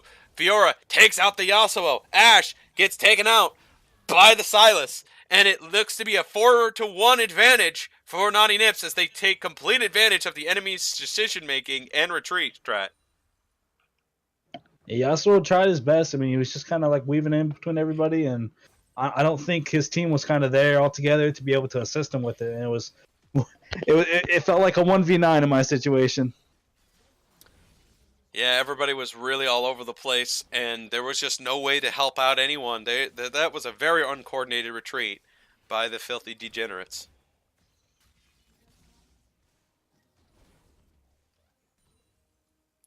Still, though, they're keeping it a pretty competitive one.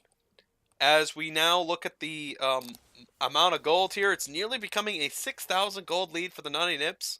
But you really can't count out Yasuo quite yet, as he seems to be aiming for the edge. Yeah, especially with Yasuo mains, especially. You really can't count out a Yasuo, especially with it still kind of being early, mid game. Because come late game, once he gets those really main items where he can really shine, that's when he'll start taking over. So Thresh going to come up here, swinging a miss on the hook again. But he's certainly applying a lot of pressure. He's been doing it almost every single time he sees that Lulu. By the way, Iceborne Gauntlet decided to be used by the Silas. I think that's a very interesting one. I haven't seen that before by a Silas. I don't think I have either. Here we go. Has the ultimate, needs to get in the range, and he burns it trying to get the whole combo off. We'll have to steal a new ultimate in order to compensate for the one he just lost. Hopefully he can steal Ashe's ultimate for the next one. As Lee Sin and they're all walked in.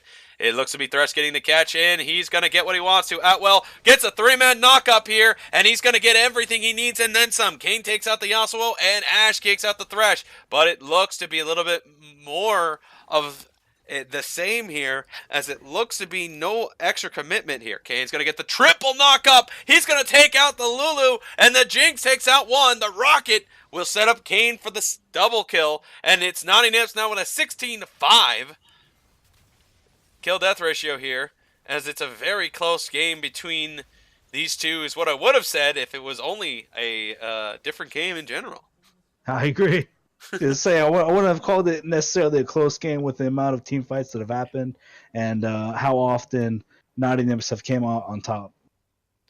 So Naughty Nips, every single step of the way, has been able to get every single thing that they want. Unfortunately, they are slowly missing their opportunity to have the fastest time in our series, and it looks to be right around the general time of near the end of the previous game that we saw from the previous opponents. Let's see what happens here, though, as Filthy Degenerates still have a pretty interesting team comp to make a swing. Sushi looks a little caught here. Ultimate use, not going to allow him to escape, and I think Sushi will go down as the wall stops it. Atwell picks up the kill, and he's looking to grab the Drake. Meanwhile, this is a very important Drake because this turns the game to a much higher damage for the Filthy Degenerates. They really need this. Naughty Nips coming around the side. Here we go. Can they have the damage they need? A will get this for free as Kane wasn't even close. And this will be a big Drake for them to secure.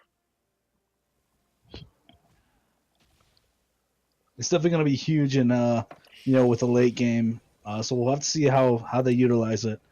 I feel like the main thing they need to work on at this point, especially while they're here, is how they coordinate fights. Looks like they're just trying to go Five-man play. They're going to assume that the Baron is getting used up. Here comes Lulu, going to get caught up immediately, and the bait catch seems to have worked almost too well, and it looks like Lulu will be able to escape thanks to the ultimate Silas stall.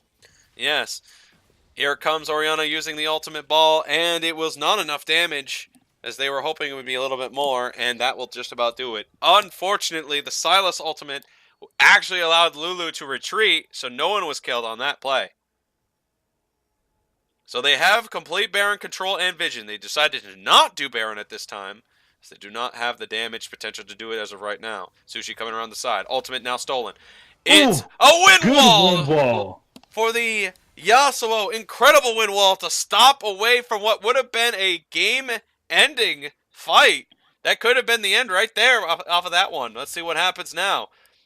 Chief is looking caught for a split second, but is not going to be caught for long. The Thresh and Silas now at the bot side. They're trying to get some push going on here. The catching potential by this team is no longer an opportunity, and at this stage, Jinx is waiting around the side as he's looking for anyone to miss position here. Meanwhile, Chief Senpai is going to try a grand entrance to buy more time. He's going to parry out some damage. He needs that proc to come off. He's not going to get it, and Yasuo gets the shutdown gold on the Fiora. Clean catch. Indeed. And Naughty Nips kind of losing a little bit of momentum from that death, but they still have the advantage, and they still have the pressure at bot side. Let's see what happens. 4-man now there. Thresh swing. Forces out the wind wall by Yasuo, who no longer has it now in this situation. Mix. What the range? Atwell gonna get the knock-up. Yasuo gets to Jinx almost immediately, and the crit damage finally comes through. Yasuo is dancing around trying to buy more time, and the knock-up by Silas.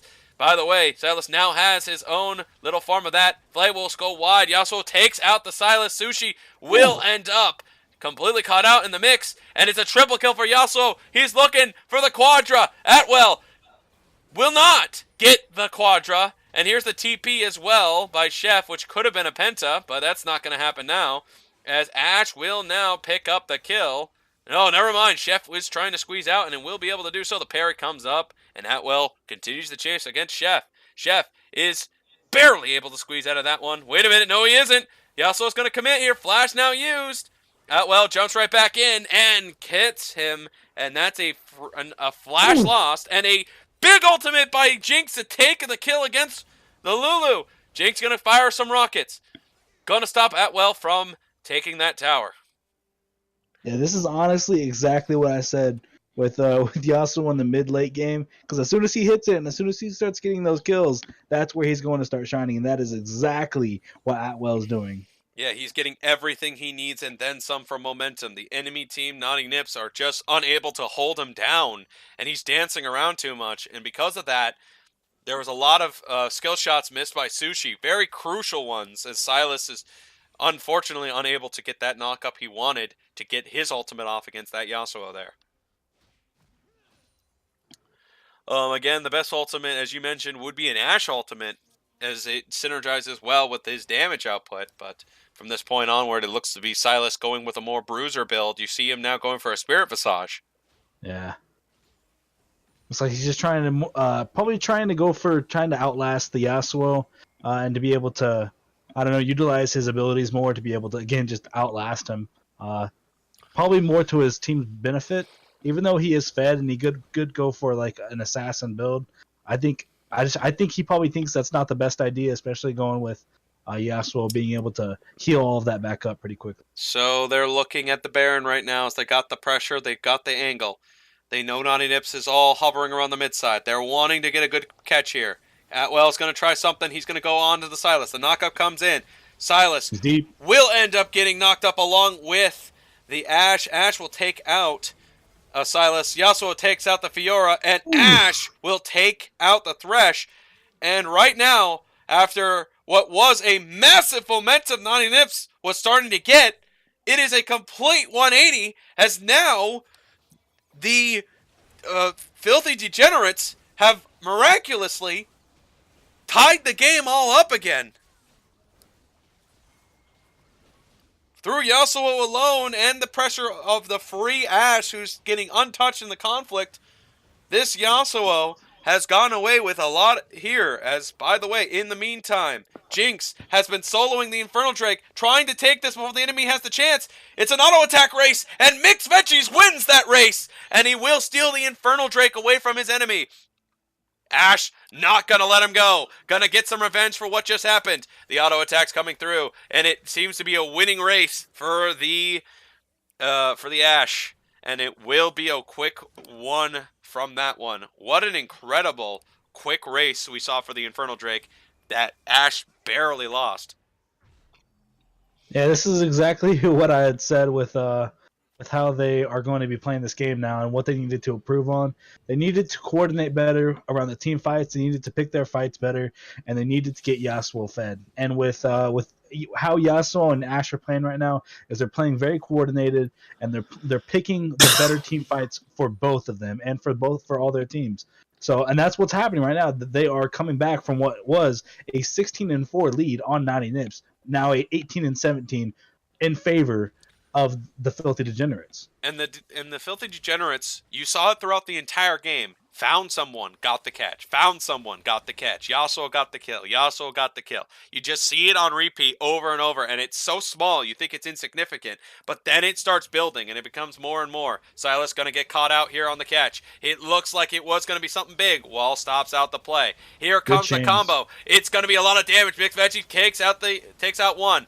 Aswell needs to stay alive for this to work. The hook will connect this time, and Atwell gets bursted this time. It's Jinx's rocket damage starting to come through with the crits. They're on the run, and it looks like Naughty Nips has swung it all the way back again as they are now chasing really low health targets. Yeah, I think Yasuo kind of went too deep there, especially with how, again, even though it's Yasuo in late game, it's also Jinx in late game, which means there's going to be more output damage from the ADC, and with her range and those Qs and how much damage that is, it's nothing to be joking about. No, so I think they underestimated it. Yes, they did, and that dive certainly backfired on them. They thought they caught themselves a Sylas, but as you mentioned earlier, the bruiser style of Sylas allows him to be just an inch tankier, which caused the Yasuo to be too aggressive and costed him a very big lead, as it now allows Naughty Nips to make the good turnaround. All because he went bruiser. All because it looked like he was a free catch to the Yasuo. Mm-hmm. That was a great way to get a good bait, and I think that's exactly what Sorry Gotta Go was aiming for. Yeah, I personally believe that's kind of like what they're going to be going for now. With how strong Yasuo is, they're going to be trying to bait him into situations where he thinks he can just, just hammer him down, burn him down, and get the kills, and just keep on going. Deciding to steal Lee Sin's ultimate this time. Perhaps he's planning on trying to prevent Yasuo from utilizing his pressure by kicking him out to get more range for his teammates. By the way, as we've been watching this game so far throughout, Yasuo has been the big reason that this game is still going, but we have to say Ash is doing his part really nicely too. Wind Wall used a little bit early here as they're going to try to take out this tower. Jinx getting some rocket shots in. That will be the only thing they'll be getting out of this situation, as their full team has fully retreated. And their 4-man and the 4-1 split comp is not going to be used this time around by Naughty Nips, as they are not really getting a good opportunity to use their split efficiently. It looks like they may be trying to set up for Dragon. It is up in a minute, so they're probably going to be wanting to put vision around it. It looks as if Naughty Nips have a lot of vision. Can you believe the differences between our Fiora and the Yasuo? 4 items on the Yasuo, 2 items on the Fiora. It's honestly crazy. It kind of almost puts Fiora out of the match completely. Especially with, you don't really see her putting out that much damage in these fights. You never really see Fiora kind of in there, doing that much. So yeah, Chef definitely had a difficult game to this one. Definitely unlike his usual performances, indeed. They're trying to spread out the map a little bit here by the Naughty Nips. This has backfired to them last time. They cannot afford to get caught out again, as they're finally getting momentum back in their side. Yep, just clearing out wards, that way they can get on a Dragon. They do have Baron up in a minute as well, so they may be looking for a Dragon, then a quick Baron over. I don't know. It looks like they're kind of splitting apart, and that could be what they're doing, just going for one get Dragon, one get Baron, but this is a very interesting situation here, and the Filthy Degenerates think they can get the angle on the Baron, and they think that that's more important than losing this Cloud Drake. So the Naughty Nips will take this and have now 3 Cloud Drakes to go with this one. They're not really too concerned. They're more interested in trying to set up a place and bait. So they're looking for the angle instead. They're not going for it. Yes, Naughty Nips, by the way, they're going to completely abandon the possibility of the Baron opportunity, as they're going to start working on the bot tower. A lot of competitive play here. As Naughty Nips are getting the pressure at the bot side, their bait plan has backfired, and now it looks like they'll lose a tower for it. That was really well played by Naughty. You know, they took the chance of them not starting Baron, and wanted a tower for it. So and honestly, in that whole sense, it worked out in their favor because they didn't even go for Baron. They didn't get caught by any sort of trap. And they got the free dragon as well. That makes 4 dragons for 9 in this. And now they can have the chance to go for Baron without warrior stress. Sushi in a bad spot here. He needs only a slight misstep, and this might be the misstep he was aiming for. He's going to think about it, but cancels out as he notices the enemy is on the right side of the flank. So here we have a Filthy Degenerates aiming, waiting, prowling for a slight miss opportunity as Naughty Nips are moving into position. They're trying to get rid of some warding and prevent the catch. Silas gonna survive it. The catch on the Lulu. This could be the game. Ultimate used by Orianna. Completely blocked out by the wall. Ash is gonna take out Silas on the catch. They're gonna try to back up here. Ash, untouched. Atwell takes him out. It's a 1v1 between the Lee Sin and the Jinx. The crits damage is not enough. He's not winning the fight. The Lee Sin wins it by overpowering him through the tank. Atwell in. The knock up here. This could be the end of the match. If he gets Sushi, he does! And that means only one man left! And that is the game here, folks! Wait, or is it? They need a little bit of time for the wave to come in, but this could be the end. No, they're going to speed it up. They're going to try to win the game right here, right now, when they notice that Silas is going to be a while. Fiora back at full health bar. Yasuo trying to zone him out. They're going to try to get the inhibitor. Are they going to try to go for the win with how little minions they have left? They're going to try. Yasuo and company are moving in. This could be the game. Silas is coming back online. 2 towers falling quickly. The kick used. He's going to try to make the most out of this. Fiora and company, the Filthy Degenerates, will not be stopped. They have turned it, and they have won. What a momentum shift in mid-game to take it all the way back into their favor. What an incredible match. It's a deserved match. Honestly, it's what they needed to do. They needed to start working as a team. Even though it all fell apart in the beginning, they needed for it to come back, and that's exactly what happened. They started working as a team. They brought it back. Wow, what a breathtaking game. Hate to say it, but I think we do not have enough time for the interview as we got to get right into the next game, Loki. Unfortunate. That really is one of the things I really wanted to have an interview with these guys too. But there really just is no time for it. We have to get right into the next action. Like, we can't even talk about the next thing either. We just got to jump right on into it. Incredible turnabout face. Honorable mention, I have to say, to this Yasuo. Finding and making catches. Waiting for the opportunity to show up and just getting what he needs to do. Just crazy. Just absolutely crazy stuff. We'll see what happens coming up soon as we get ourselves prepped and ready for the next game here, folks. We'll be seeing you guys in the final game of the night coming up soon. We'll be right back.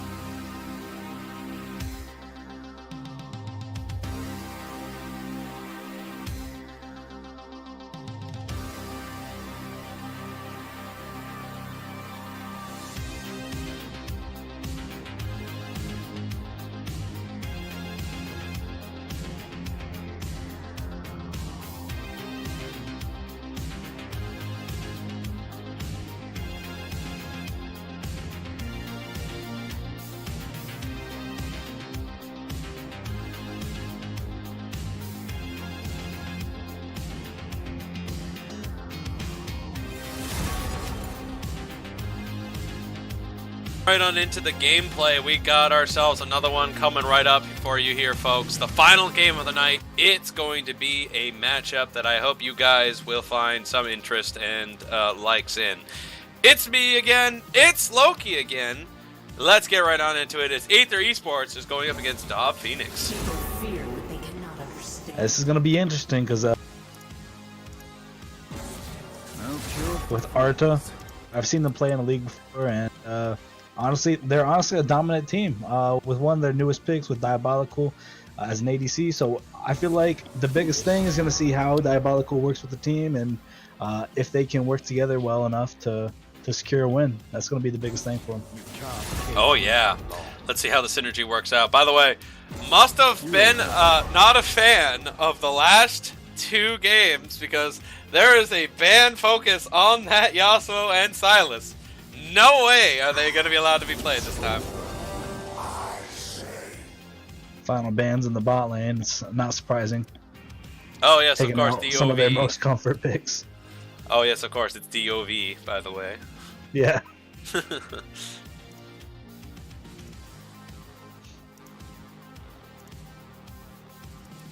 See what these first picks are. Indeed, it looks to be locking in the Orianna. Proper fast. No time to talk about that.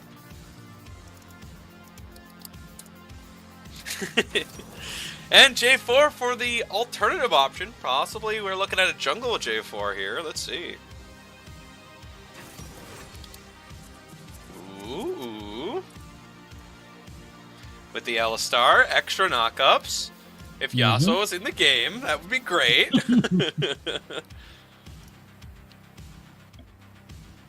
Yeah, a lot of the Oriannas I've seen lately, especially in this league, have been completely utility-based. So I feel like that's probably what they're going to be going here in the mid lane. So I feel like we're probably going to be looking more for damages in the top and as an ADC. So there's Jinx. There you go. So that's going to be one of the. I think they may be even going for late game champions now. I mean, especially with Jinx and Orianna. Orianna being utility, Jinx being sort of a late game.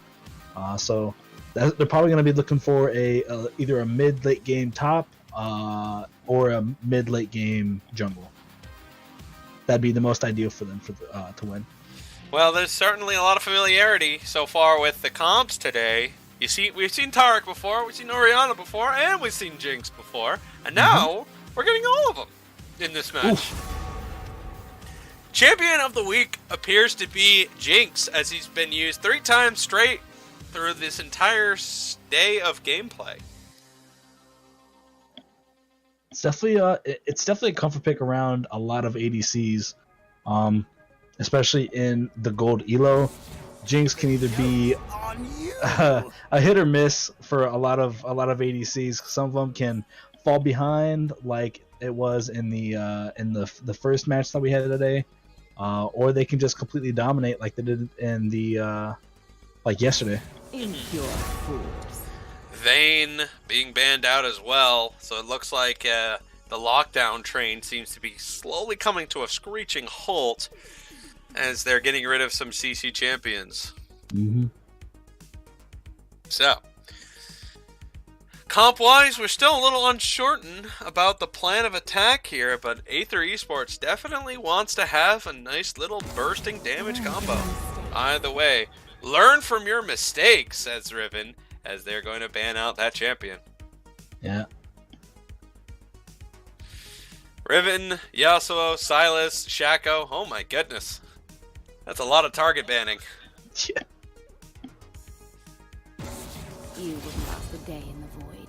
Oh! In the ADC now. You wouldn't even last a day in the void! Oh! Poor Aether.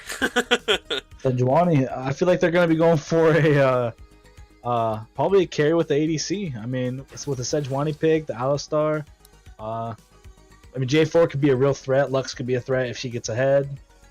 So we're trying to see what kind of ADC he's going to go with. Interesting. Yeah, Sejuani, quite the beefy front line. In fact, I don't think you can get really any beefier than that. They gotta have a strong champion to compensate for this. By the way, here comes the tank. Here comes the beef. as Zach comes in. It looks to be Canadian champ being the final one. He's going to need another beefy front line for this to do a nice little three tanks, 2 carries strat. And it looks to be actually a Rise. Oh, I did not see that coming. That's going to be an interesting matchup to play against. Yeah, Sarda's certainly got to make this work. Donnie looking for that late game option. He's got a few on the table here. I'd say Sivir would be the best one, but let's see what he chooses. It will be a Sivir. So Sivir, big ultimate, will be able to help out the Alistar, J4, and Sedge combo, and just basically spread that damage nice evenly around to all the individuals who's going to be fighting in this. I think be very interesting matchups. I agree. I'm with you. Absolutely. So, what do you think comp-wise this time around? You don't really see a rise in this type of comp strategy. Usually it's just get the Jinx to late game, and then we win, right? That's the plan. But this is like, oh, we have Rise now. Rise is here now. This is weird. Feels weird. Yeah, it kind of does. You really don't see Rise on a lot of competitive matchups, just purely based off the amount of skill it takes to master a champion of that caliber. So, I feel like it's exactly what you said. You know, I feel like either wants to put Jinx in the late game, and that's how they're gonna win it. They don't really have necessarily like a whole bunch of damage unless Rise somehow just absolutely obliterates Jarvan out of the game and just gets fed up. Other than that, I mean, you have Orianna. Again, with Orianna, it's really just based on if they can get ahead, that's where the damage will come from. But other than that, it's going to be more about, getting the ADC the kills she needs and then putting her ahead the whole way. So I feel like that's what Ether's going to be going for. And they're going to need things to continuously go well. Otherwise, this is going to be a very difficult gameplay for both sides if things don't go as they planned. Let's see if it is going to work out rather nicely for both, because Rise is honestly the wild card in this whole formula, as you don't really see a Rise in these type of situations in general. But let's just see how Rise is going to be able to make this work out. He's got an insane amount of clear, got a great amount of damage, and great catching potential. He's going to need to make that damage matter. Will Arda be able to do it? Well, that's the big question. I'm liking DOV Phoenix's comp just a smidge better. Although, to be honest, the Jinx is what's really giving me the reason to reconsider such a thing. But Sivir is auto attack spread, and the freedom to not be focused might be able to buy Soccer the amount of peel he needs to get the damage he needs to get out there, and might be able to do it to everybody. We'll see if that's going to be what decides the game, however, as mostly this game comes down to really good early and a snowballing mid. Yep. So what do you think then? Do you think Aether's got something in the tank? I think Aether, they may be able to bring it to the mid-late game. They could bring it early and take it all the way. But if not, if at some point Jinx gets behind, that's going to be a real issue for them, and the mid and top lane are going to need to step up. So I think what Sejuani is probably going to want to do is focus on the biggest threat in the mid-late game, which is most likely going to be Jinx or Rise, and kind of make them irrelevant. That's going to be the biggest thing that Sejuani is going to want to do as a jungler, to take those players out of the game, because those are going to be the ones who are going to be focused on carrying the team into that mid-late game. So, well, Azir here, Azir, has got to make this Lux with TP plan work well, because usually you see him with a barrier or an ignite, but against Orianna, who also is planning to keep himself high, has a barrier as well. This is going to be an interesting little matchup here, having a summoner disadvantage in this scenario. Let's see if everything falls together well or falls apart. It's going to be interesting to see how Jarvan and Lux utilize those teleports. I mean, they could bring it anywhere. But it'd probably most likely be based off of ward positioning. Because if you feel like you're going to be cheesing somebody in the bot or top lane, you're going to have to put those wards down in certain places for them to be able to utilize that. So I would say that's probably what they're going to be looking for in the early game. Keeping it nice and consistent. This game is another. No one's really below the 5-digit number in points, but no one's really hovering the 5 in this one either. The most in this one seems to be of the Lux in the mid lane, as he happens to be the only one that I can see with a 6-digit number in this game. It looks like he may even be the carry, to be honest. You really, honestly, you really can't underestimate Lux's overall damage. I mean, I've seen so many Luxes come into a game. They may be overlooked as, okay, that's just going to be a utility champion, and then later on be the game, be 10-1, ultimating ADCs out of nowhere, one hitting him. Yeah, that'd be crazy. Crazy bursting damage. Let's see what happens. For the sake of everyone's enjoyment, this will be the last game of the night. Can Aether Esports get a win in their first debut game, or will DOV Phoenix secure their first win? It's time to find out.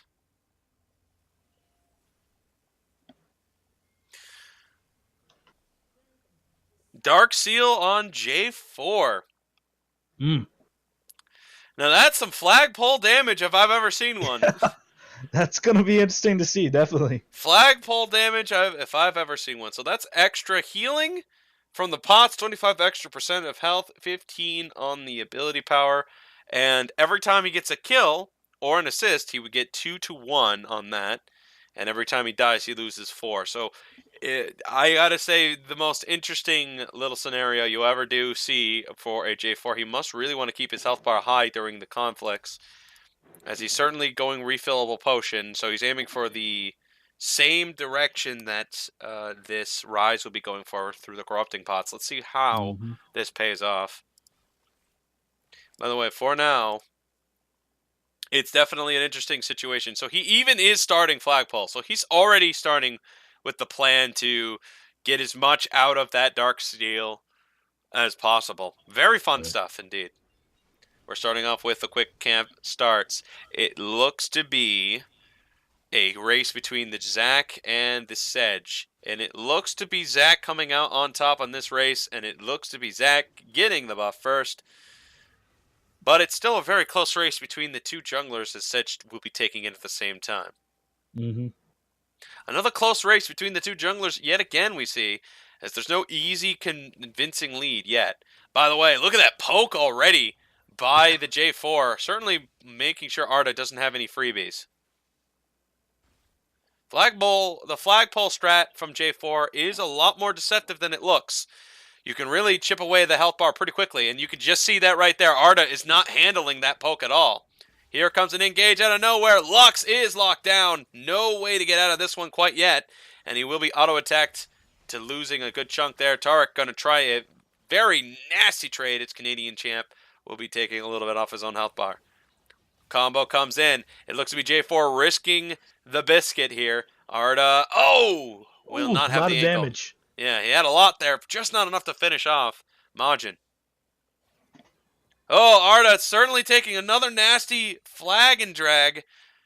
Can he take another one here as the cooldowns are coming off of it for J4? Rise is going to have to be careful. If he misplays this, he might go down here. That's a lot of damage again, chipping away so much, so quickly. And Jumpers come in. Donnie's going to have to walk around, and Canadian will not force anything either. Sorry, you were mentioning an engage. Yeah, it could have been a really good engage for Jarvan Rise, especially with how low Rise is. So it's going to be interesting to see what Majin does. Engage here at the bot side. By the way, in the top side, Zac's trying to follow up. Rise uses flash to get out of that one, using the speed. Here comes Zac. He's going to jump right in on this edge. It's going to be a little bit of pressure here as Lux trying to catch out the Rise. Rise is realizing there's enemies coming that way, and he begins to retreat in that direction. Liquid Chili is now focusing on it away, and there will be no commitment on anyone's part as they all retreat.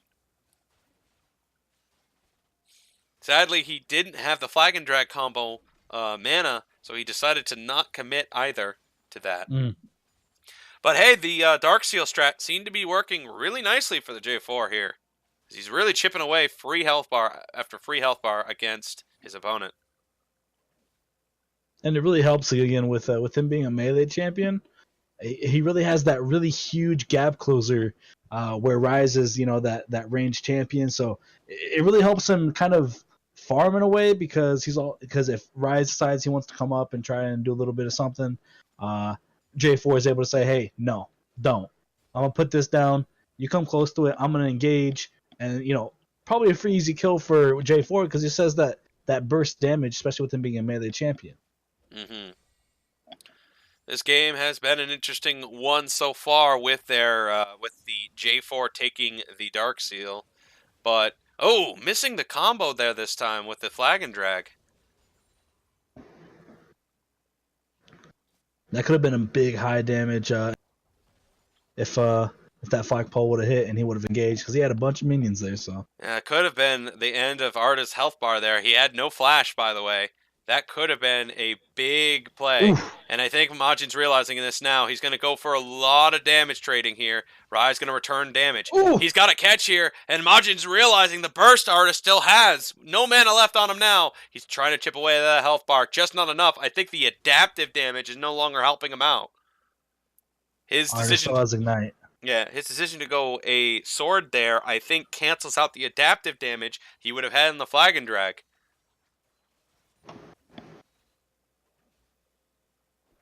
Here comes Zach at the bot side. Donnie taking a step back for now as they spot out that Zach.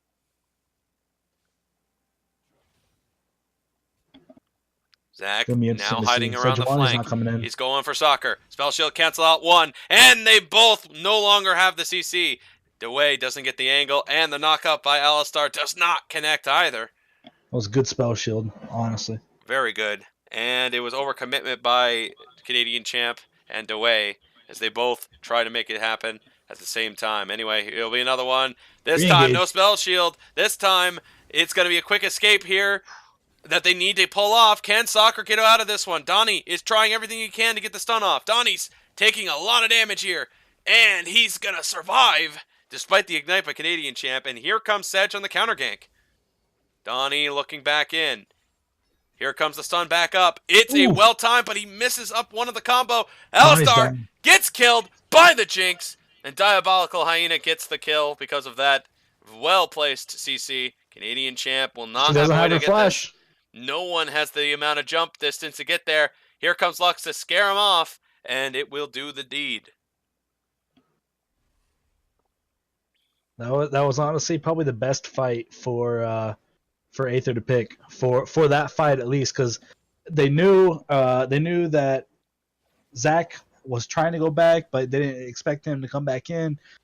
He had a really great re-engage on Sivir and Alistar because honestly I don't think they expected Zach to be coming in that early again. So it was a great play. Absolutely, very great. So J4 in these situations here was looking pretty promising, but now it doesn't seem to be doing nearly as much onto the Rise as he was doing previously. And that's a big cannon miss there for J4 to miss out. But other than that, it's been a very interesting strategy Majin decided to implement into this match. Very interesting. Mm-hmm. Rarely see somebody take something a little bit out unorthodox to try to get the edge early. It could be the reason why he may lose though in the end. So, because in the beginning that's what you want. You want it to do that much damage. You want it to, you want it to bully them to be able to get them out of lane. You want to be able to take that kind of advantage from it. But it seems like it's not exactly doing the way he hopes it would. So, because Rise is he's able to output as much damage, if not more, than Majin's doing. So. And of course, Arda happens to have a barrier too, so it's like you can kind of negate a little bit of that poking that Majin was trying to do. Yeah, even with the ability of having a barrier as well as having ignite as well, you just have that greater output damage that kind of makes him the better matchup against J4 because J4 only has he has flash and teleport, and when those are down, it's kind of like the only thing he has is that getaway or the engage. Mm-hmm. So, It's a pretty chill lane here as Lux is trying to poke away at the Orianna, trying to get any amount of progress here as Orianna's very tanky so far. Here Sedging the comes butt. Arda. He's going to now be locked in with an ultimate. Chili gets a free ultimate onto this one, and easy indeed it was. Liquid Chili gets the kill as he secures that one on the immobile Rise. That was a great. Honestly, you kind of have to give Rise the the good reaction time on his flash from Majin's ult, but I mean, Liquid coming in with that ult and having like the perfect precision of where Rise is going. It was a perfect engage and perfect play by Liquid. So Stun will not connect, and it looks like that separation plan has allowed both sides to make a committed retreat as neither focused was able to be established, and the ultimate used by Donnie to prevent Jinx from getting the catch on him. And now the Drake is being set up by Taric and Ashe. I mean, sorry, Taric and Jinx, along with Zac.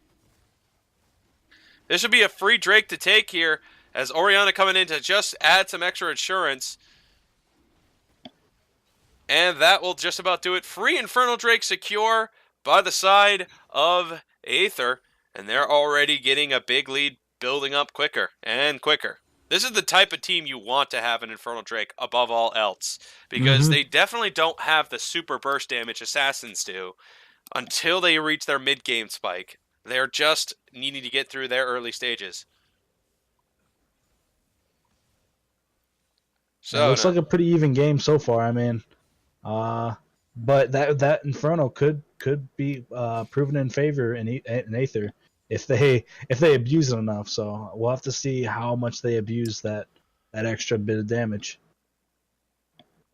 I think Rise may have sniffed out the play, and it looks to be Chili trying to get something out of that too. Arda pressuring back, and he returns some pressure onto him. Lux is going to take an ultimate, and is going to fire one back. Arda's Aquatic's not going to go down easily. Use the barrier to negate some of that damage. Here comes Zac to prevent Aquatic from going down, and he will be fine. Liquid, on the other hand, unfortunately had no retreat plan in mind because he went down in an instant. AE going to get some CC lockdown, trying to get as much on he can. He does get it. Rise is the one who picks it up here, and Donnie now in a rough spot. The lockdown, the triple kill, and Rise gets everything he wanted out of that, and then some, and he's looking for more. Oh, never mind the flash to stop it all before it gets any rougher. This is exactly what Aether needed to do. They needed to abuse the fact that Rise had that extra damage. He has the burst. Now he's definitely so far ahead to a point where he can just abuse everybody. He has the ult. He has the damage. This is what he needed, and that's what's gonna put him forward. Wait a minute, Arda is getting a little greedy here. Never mind. It looked like he was aiming for a play on J4 when the flag and drag was gone.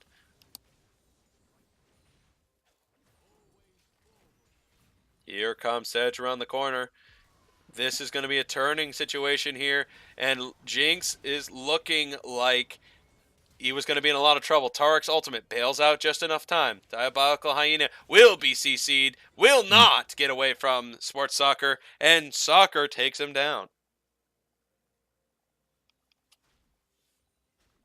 That was honestly an interesting fight. It seemed like it was a pretty easy kill on Jinx, especially with the with Liquid coming in. They really had any vision there. So it was the most opportune time to get a kill, and they took it. And it was great. Great opportunity. Great advantages.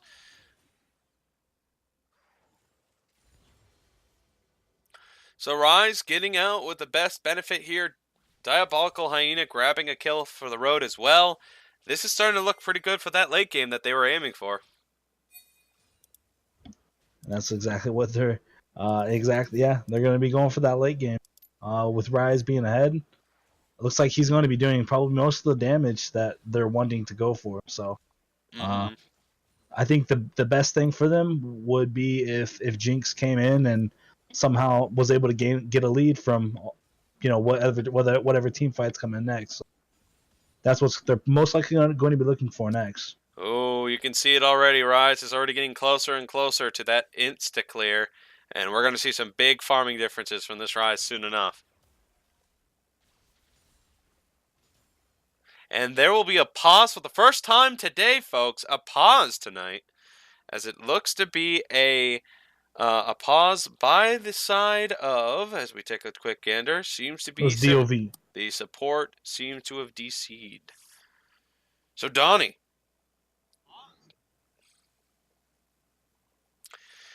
well, first pause ever. Ladies and gentlemen, since we now have our first ever pause in our sports history, we now must explain how the pause system works. You have exactly 15 minutes to sort out your issues, sort out your problems. Otherwise, you have to play with a 4v5 situation as you must. Of course, 15 minutes is a very gracious amount of time, of course. To this end, though, you have to also consider that you may ask your opponents to give their pause time to you is as well. So that's a total plausibility that teams are allowed to suggest and ask from other individuals. So for now, it appears to be nowhere near that amount of times. We just saw Donnie come back, so we're going to probably get some confirmation on the pause-unpause situation.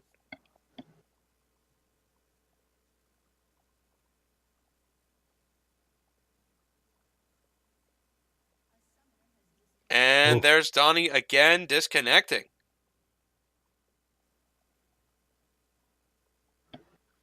Yeah, they have Unfortunate. 15 minutes, so They still have a lot of time to hopefully work out the kinks.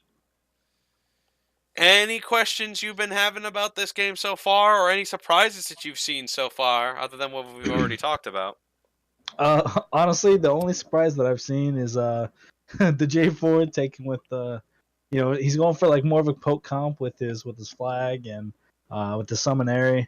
It's honestly I don't know how it's gonna work out for him. I mean, in the early game, yeah, sure, it works well, but I mean, how well is it gonna work in the mid late game where it looks like Aether may be shining the most? So Seems to it's be a going to bit be of interesting to see how it works out. Seems to be a bit of a fall off already with the plan of attack. Now that the Dark Harvest is no longer getting out bonused from the amplified force. But let's take a look at the money amounts here as we get into the 14-minute mark. It looks to be so dead even between the lanes, excluding for the jungle on Sedge and the Orianna with a 500 lead at this point. Sorry, 5,000 is a bit much.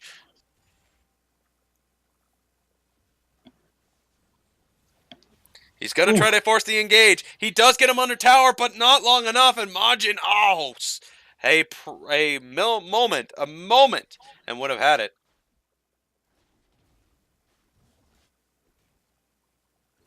Donnie was trying to take out the ward, but is now forced to go through. He gets stun locked. He gets through the chompers as well. Donnie has to try to somehow survive this. Sivir's getting as many autos as he can off. Donnie now has an ultimate by Sivir. Donnie does not get out of this one. Kill. Caught him on the flank, caught him at the position. They've been camped at bot side, I don't even know how long now. Could be a setup. It was a setup. Engage. Quite the bait, quite the plan, and quite the engage, as Arda was completely bewildered by that one.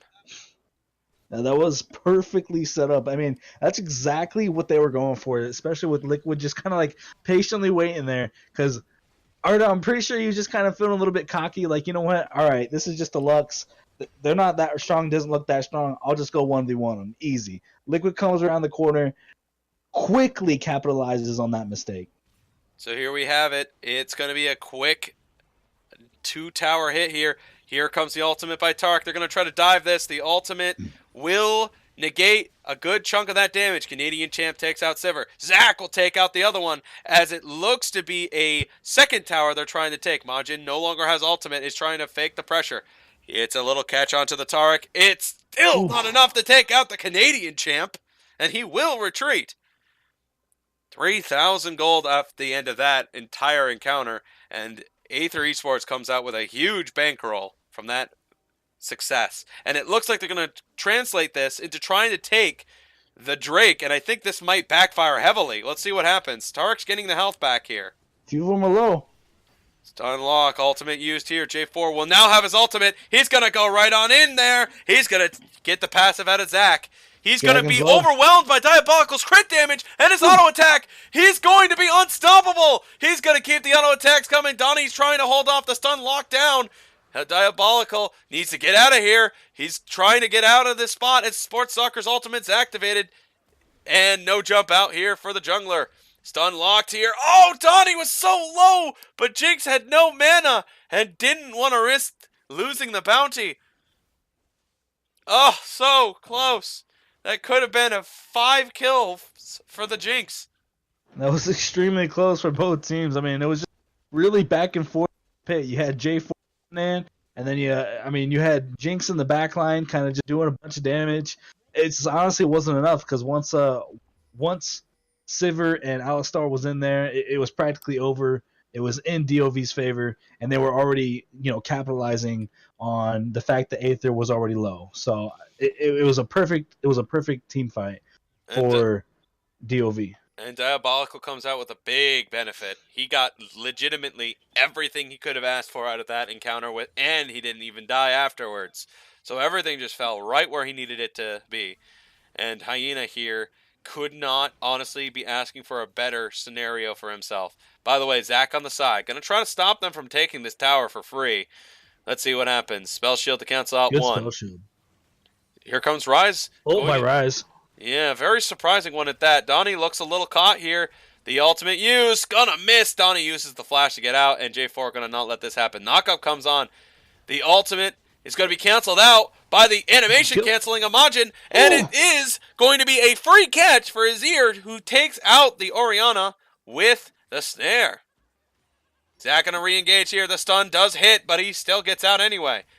Soccer going to try to catch out the Rise. Arda flashes over the wall to get the distance. Liquid Chili not going to let him go. Or is he? He walks away. Liquid Chili now going to be caught in a rough spot here as Soccer's trying to get as much damage. The root does connect. Sivir needs to get that last auto, but it's J4 that gets the burst damage. Canadian champ going to ignite the J4 for the trade back. Zach reaches. He's still got him, but the smite to give him the extra health bar. The stun will force away the mid laner, as there was absolutely, by the way, no one behind him. There was nobody behind him. But because there was no warding whatsoever there, Azir didn't decide to turn that around. It was a crazy fight. I honestly have no words. It felt like it was at times in Aether's favor and another time in DOV's. It was very mixed. This is an incredible game. Stun will be canceled out by that, but it's a knockup by Zach. Ultimates used all over the map. Azir's trying to stay alive, and somehow in that whole conflict, nobody died.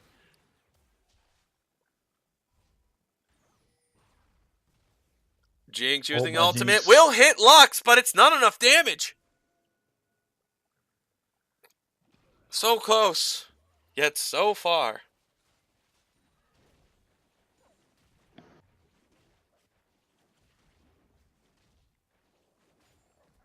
At the end of this, it is a silent games going on so far.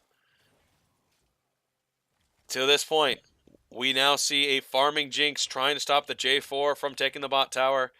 Diabolical is in a great spot for Jinx. I think every game so far, Jinx, whoever takes Jinx, somehow manages to still be in a great spot no matter what.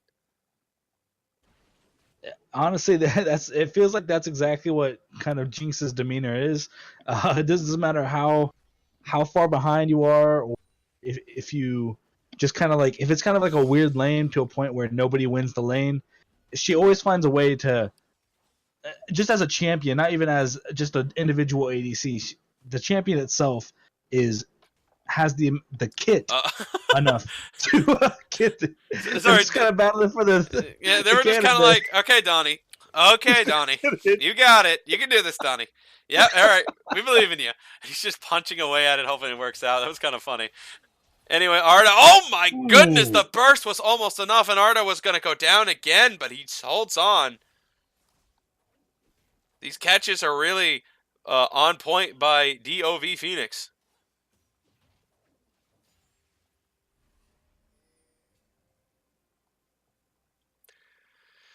Bot lane is about to fall apart here. The wave's coming in, and and the wave itself could easily take that tower.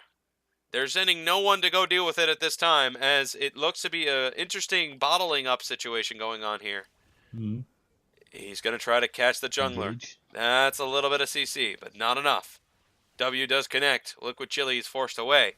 The Infernal Drake is on the table. This is very big for Aether. They need this Infernal Drake to keep their damage lead against their opponents. And this will put Jinx way ahead of Sivir, and that's exactly what they need to have happen. Gonna stun up the Taric. No pressure going on here. Azir looked Catch on caught, and he does get taken out by the burst damage from Arda. By the way, Frozen Heart for the Taric, by the way. What do you think of it? Looks like he's just mainly probably just trying to remove the attack speed from Sivir's buff. To be honest, it's kind of weird though in a way because They look like Sivir is the only person with the attack speed. So, Quick escape here by Sivir again, and once again, after what appeared to be 4 or 5 times they consistently try to make a catch and play on this bot lane. Only Alistar has been the one caught out here, and Donnie's still in a buff. Donnie in a really tough spot here. oh, Um, I don't think that was the play. no, I don't think that was the play either. By the way, it did buy enough time for them to catch out the Jinx, though, as the bait seemed to work out exactly as they imagined it to be. As you mentioned earlier, there is baits, and this is one of them. That was a very interesting bait. Using the flash to get over that wall. I honestly think that was a bait. That was a very interesting one too. It may have been. If it was, then hey, they got Jinx out of it. But if it wasn't, yeah, that was an interesting play, honestly. Although I still have to wonder why he used the flash if he was going to go for the bait. You think it'd be like just walk towards the wall, get the headbutt. I think he had the range, but maybe he thought he didn't, and so he just went and did the flash just for secured. He may have been going for the dramatic effect. Ladies and gentlemen, I'm telling you, it's the bait. It was all a bait the whole time. I know what you're thinking, but it was all for the bait. They got the Jinx off of that. It was worth. I'm telling you. It's got to be the reason. In any case, Rise heading back to bot side to stop the J4 split. It's a 4-1 tower advantage for the Aether Esports with the 2 Infernal Drake advantage as well. This game really looks good in favor of Aether, but honestly, really can't count out DOV. They have been playing pretty impressively with the past couple of team fights. So it's gonna be an interesting game to see which one comes out on top. It's gonna be based off of who can get the better picks, who can play the better fights. It's basically see like this. There's gonna be picks now. Can Arda use the kite well? He's going to try to get the extra movement speed. He needs only 1 auto to come off. Ooh. Ultimates flying at him, and he still manages to get the distance.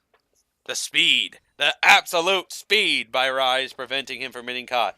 Interesting decision here. They're going to try to 3-man the Baron here with their damage and their healing potential. They can do this without the assistance of teammates. However, the reveal, the ultimate used, the damage, the catch, the burst, the uh-oh, and the goodbye, Orianna, as Sports gets the kill. It's going to be a turning opportunity here as Aether Esports is going to try to re-engage this one. Jinx, you're not autoing. Run! It flashes over the wall as it looks like J4 is going to make the catch on the double. AE Dewey takes out the Alistar. Canadian champ staying alive. Staying alive. But unfortunately, Dewey will go down. I tried to do a bit there. It wasn't funny. I think you executed it perfectly, Army. I think you did it well. Thank you. Ooh. Ult used to try to slow down the Rise, but the tower at the bot side falls down. Rise is taking that so quickly. There is such a lack of rotation. He could be going for an engage. He might be thinking about it. He's got the range. He's got the distance. He's got the burst damage. And Arda is going to grab an inhibitor and a kill. They're still shoving into the mid side. Alistar's the only one to slow him down. Arda, I don't think, realizes this. He uses the headbutt to slow him down. Arda needs a couple more autos, and he's going to get that inhibitor. Great strategy to use the split there. And it works out to perfection for Arda. I don't know if you noticed a little while ago when Alistar had did that flash over the wall, he actually messaged them in all chat saying, "I'm trolling for real." So I actually think that it was less of a bait and more. I don't know. It could have been anything there. So I'm just trying to put that out there. All right, well, I mean, he said it's straight from the horse's mouth itself. You can't really deny that one. Although I would have went, it was all part of the bait. But that would just be my opinion, of course, at this stage. So, gonna spell shield that one. Not gonna allow himself to get caught this time. Arda, certainly a devastating beast of a split pusher, able to insta-clear waves within an instant. Meanwhile, the Ocean Drake is being secured by his teammates. Alistar coming up to make this a combo. Can he survive this burst? Here comes 3. Here comes 4. Here comes 5. It's how bad. He is gone. Yeah, that was it was a good pick, but I mean, they kind of got another dragon out of that. So I mean, I don't know exactly if it was worth it. They could get another tower out of here. So is that? No, it couldn't be. He's got a Raptor's cloak, the Taurik. 1 second, let me get my reading glasses on. I gotta. Is he either could he possibly going for the legendary item? The one item which supports have not used in a millennia. Oh, Hyena almost goes down to the tower, by the way. I'll have to use the joke later. Such a crazy engage suddenly happened. I don't think he might no, wait. Why does he have the ruby though? Why does he have the ruby crystal? Could it be the Almwrecker? The Almwrecker doesn't build that direction, does it? I'm not exactly sure, but he may be trolling, maybe going for both supports. Talked before the game, they're like, you know what, we gotta troll at least once this game. Oh, it's gonna be up. He's going to use it to throw him back into the middle of the pile. Aid away, completely caught out, and the big tank will finally be chipped away, and Sports Soccer grabs another kill. Big wave, by the way. Huge wave at the Nexus towers. They don't even actually have to fight this. They just need to keep their enemies in position. Big opportunity they're trying to get here. They're going to get the lockdown on the CC. Meanwhile, at the base, Nexus towers are being obliterated. J4 going to try to keep them in play. Ultimate used. The Rise ultimate to keep them from the lockout. And it looks to be an inhib Nexus tower falling down in that entire encounter. They're going to take advantage of this whole opportunity. And DOV has been completely bewildered by the massive wave. Now they have to back up off it because if they don't, both their towers going to go down. Arda, by the way, Nexus. Takes a tower at the mid side for free as he continues his split option. Honestly, Rise, I've never thought of him as a split pusher, but he's certainly showing me otherwise. This will be a quick Baron for the sake of Aether, and their rotation game is looking great. Ooh, he might have the damage. May you get a kill. He's got to get that kill, and he will. Arda will not commit. Man, he is unstoppable right now. There. Absolutely unstoppable. They just don't have the damage. He's definitely going to be carrying this team. So far, we have Rise roaming around on the jungle side at bot. He found a ward, and he's looking to try to catch the enemy off balance again as his split plan is working to perfection here. The damage is looking great here for Arda, but he's causing a little bit too much attention this time around. DOV Phoenix is really surprisingly having some unique struggles. I've never seen them have this type of struggling to happen before. But Arda and his Rise was the most surprising champion in this game, in my opinion. But wow, he's going to continue to be a surprise as DOV is just, they're not expecting these kind of things. All right, and as I said when we were in pause game, you know. Oh, so we got engaged. And it was only a brief one as Zach will begin to retreat. Oh, Rise nearly takes out the Lux as he's lost on the wave. Here he comes around the flank, dealing with the jungler at this time as the fight goes on the top side. Donnie holding off. The stun will not connect because Jink gets the kill. And I think Arda has done it for his team as they manage to overwhelm the odds and come around with a big double inhibitor take.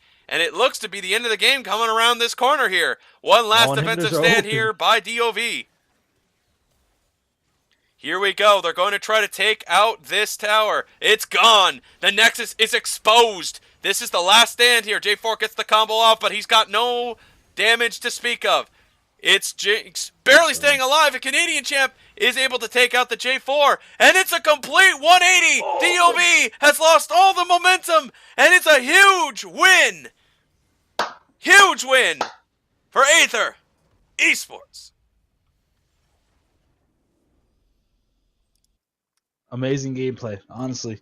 I couldn't have had a better game for the ending, or for the ending of the week. You know, it was crazy.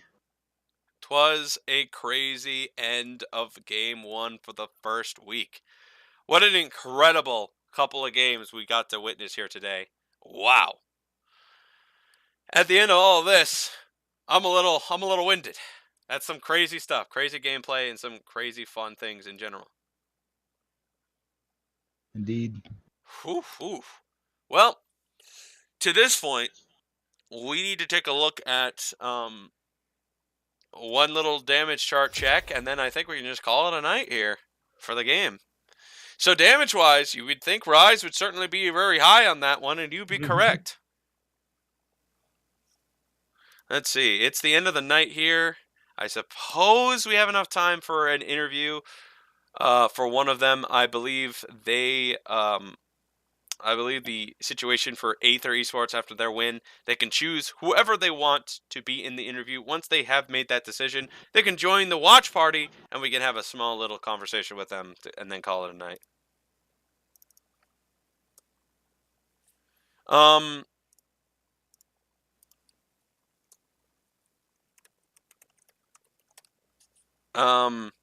So to this end, I think we just take a look at some numbers here and decide to wait for whoever is going to be the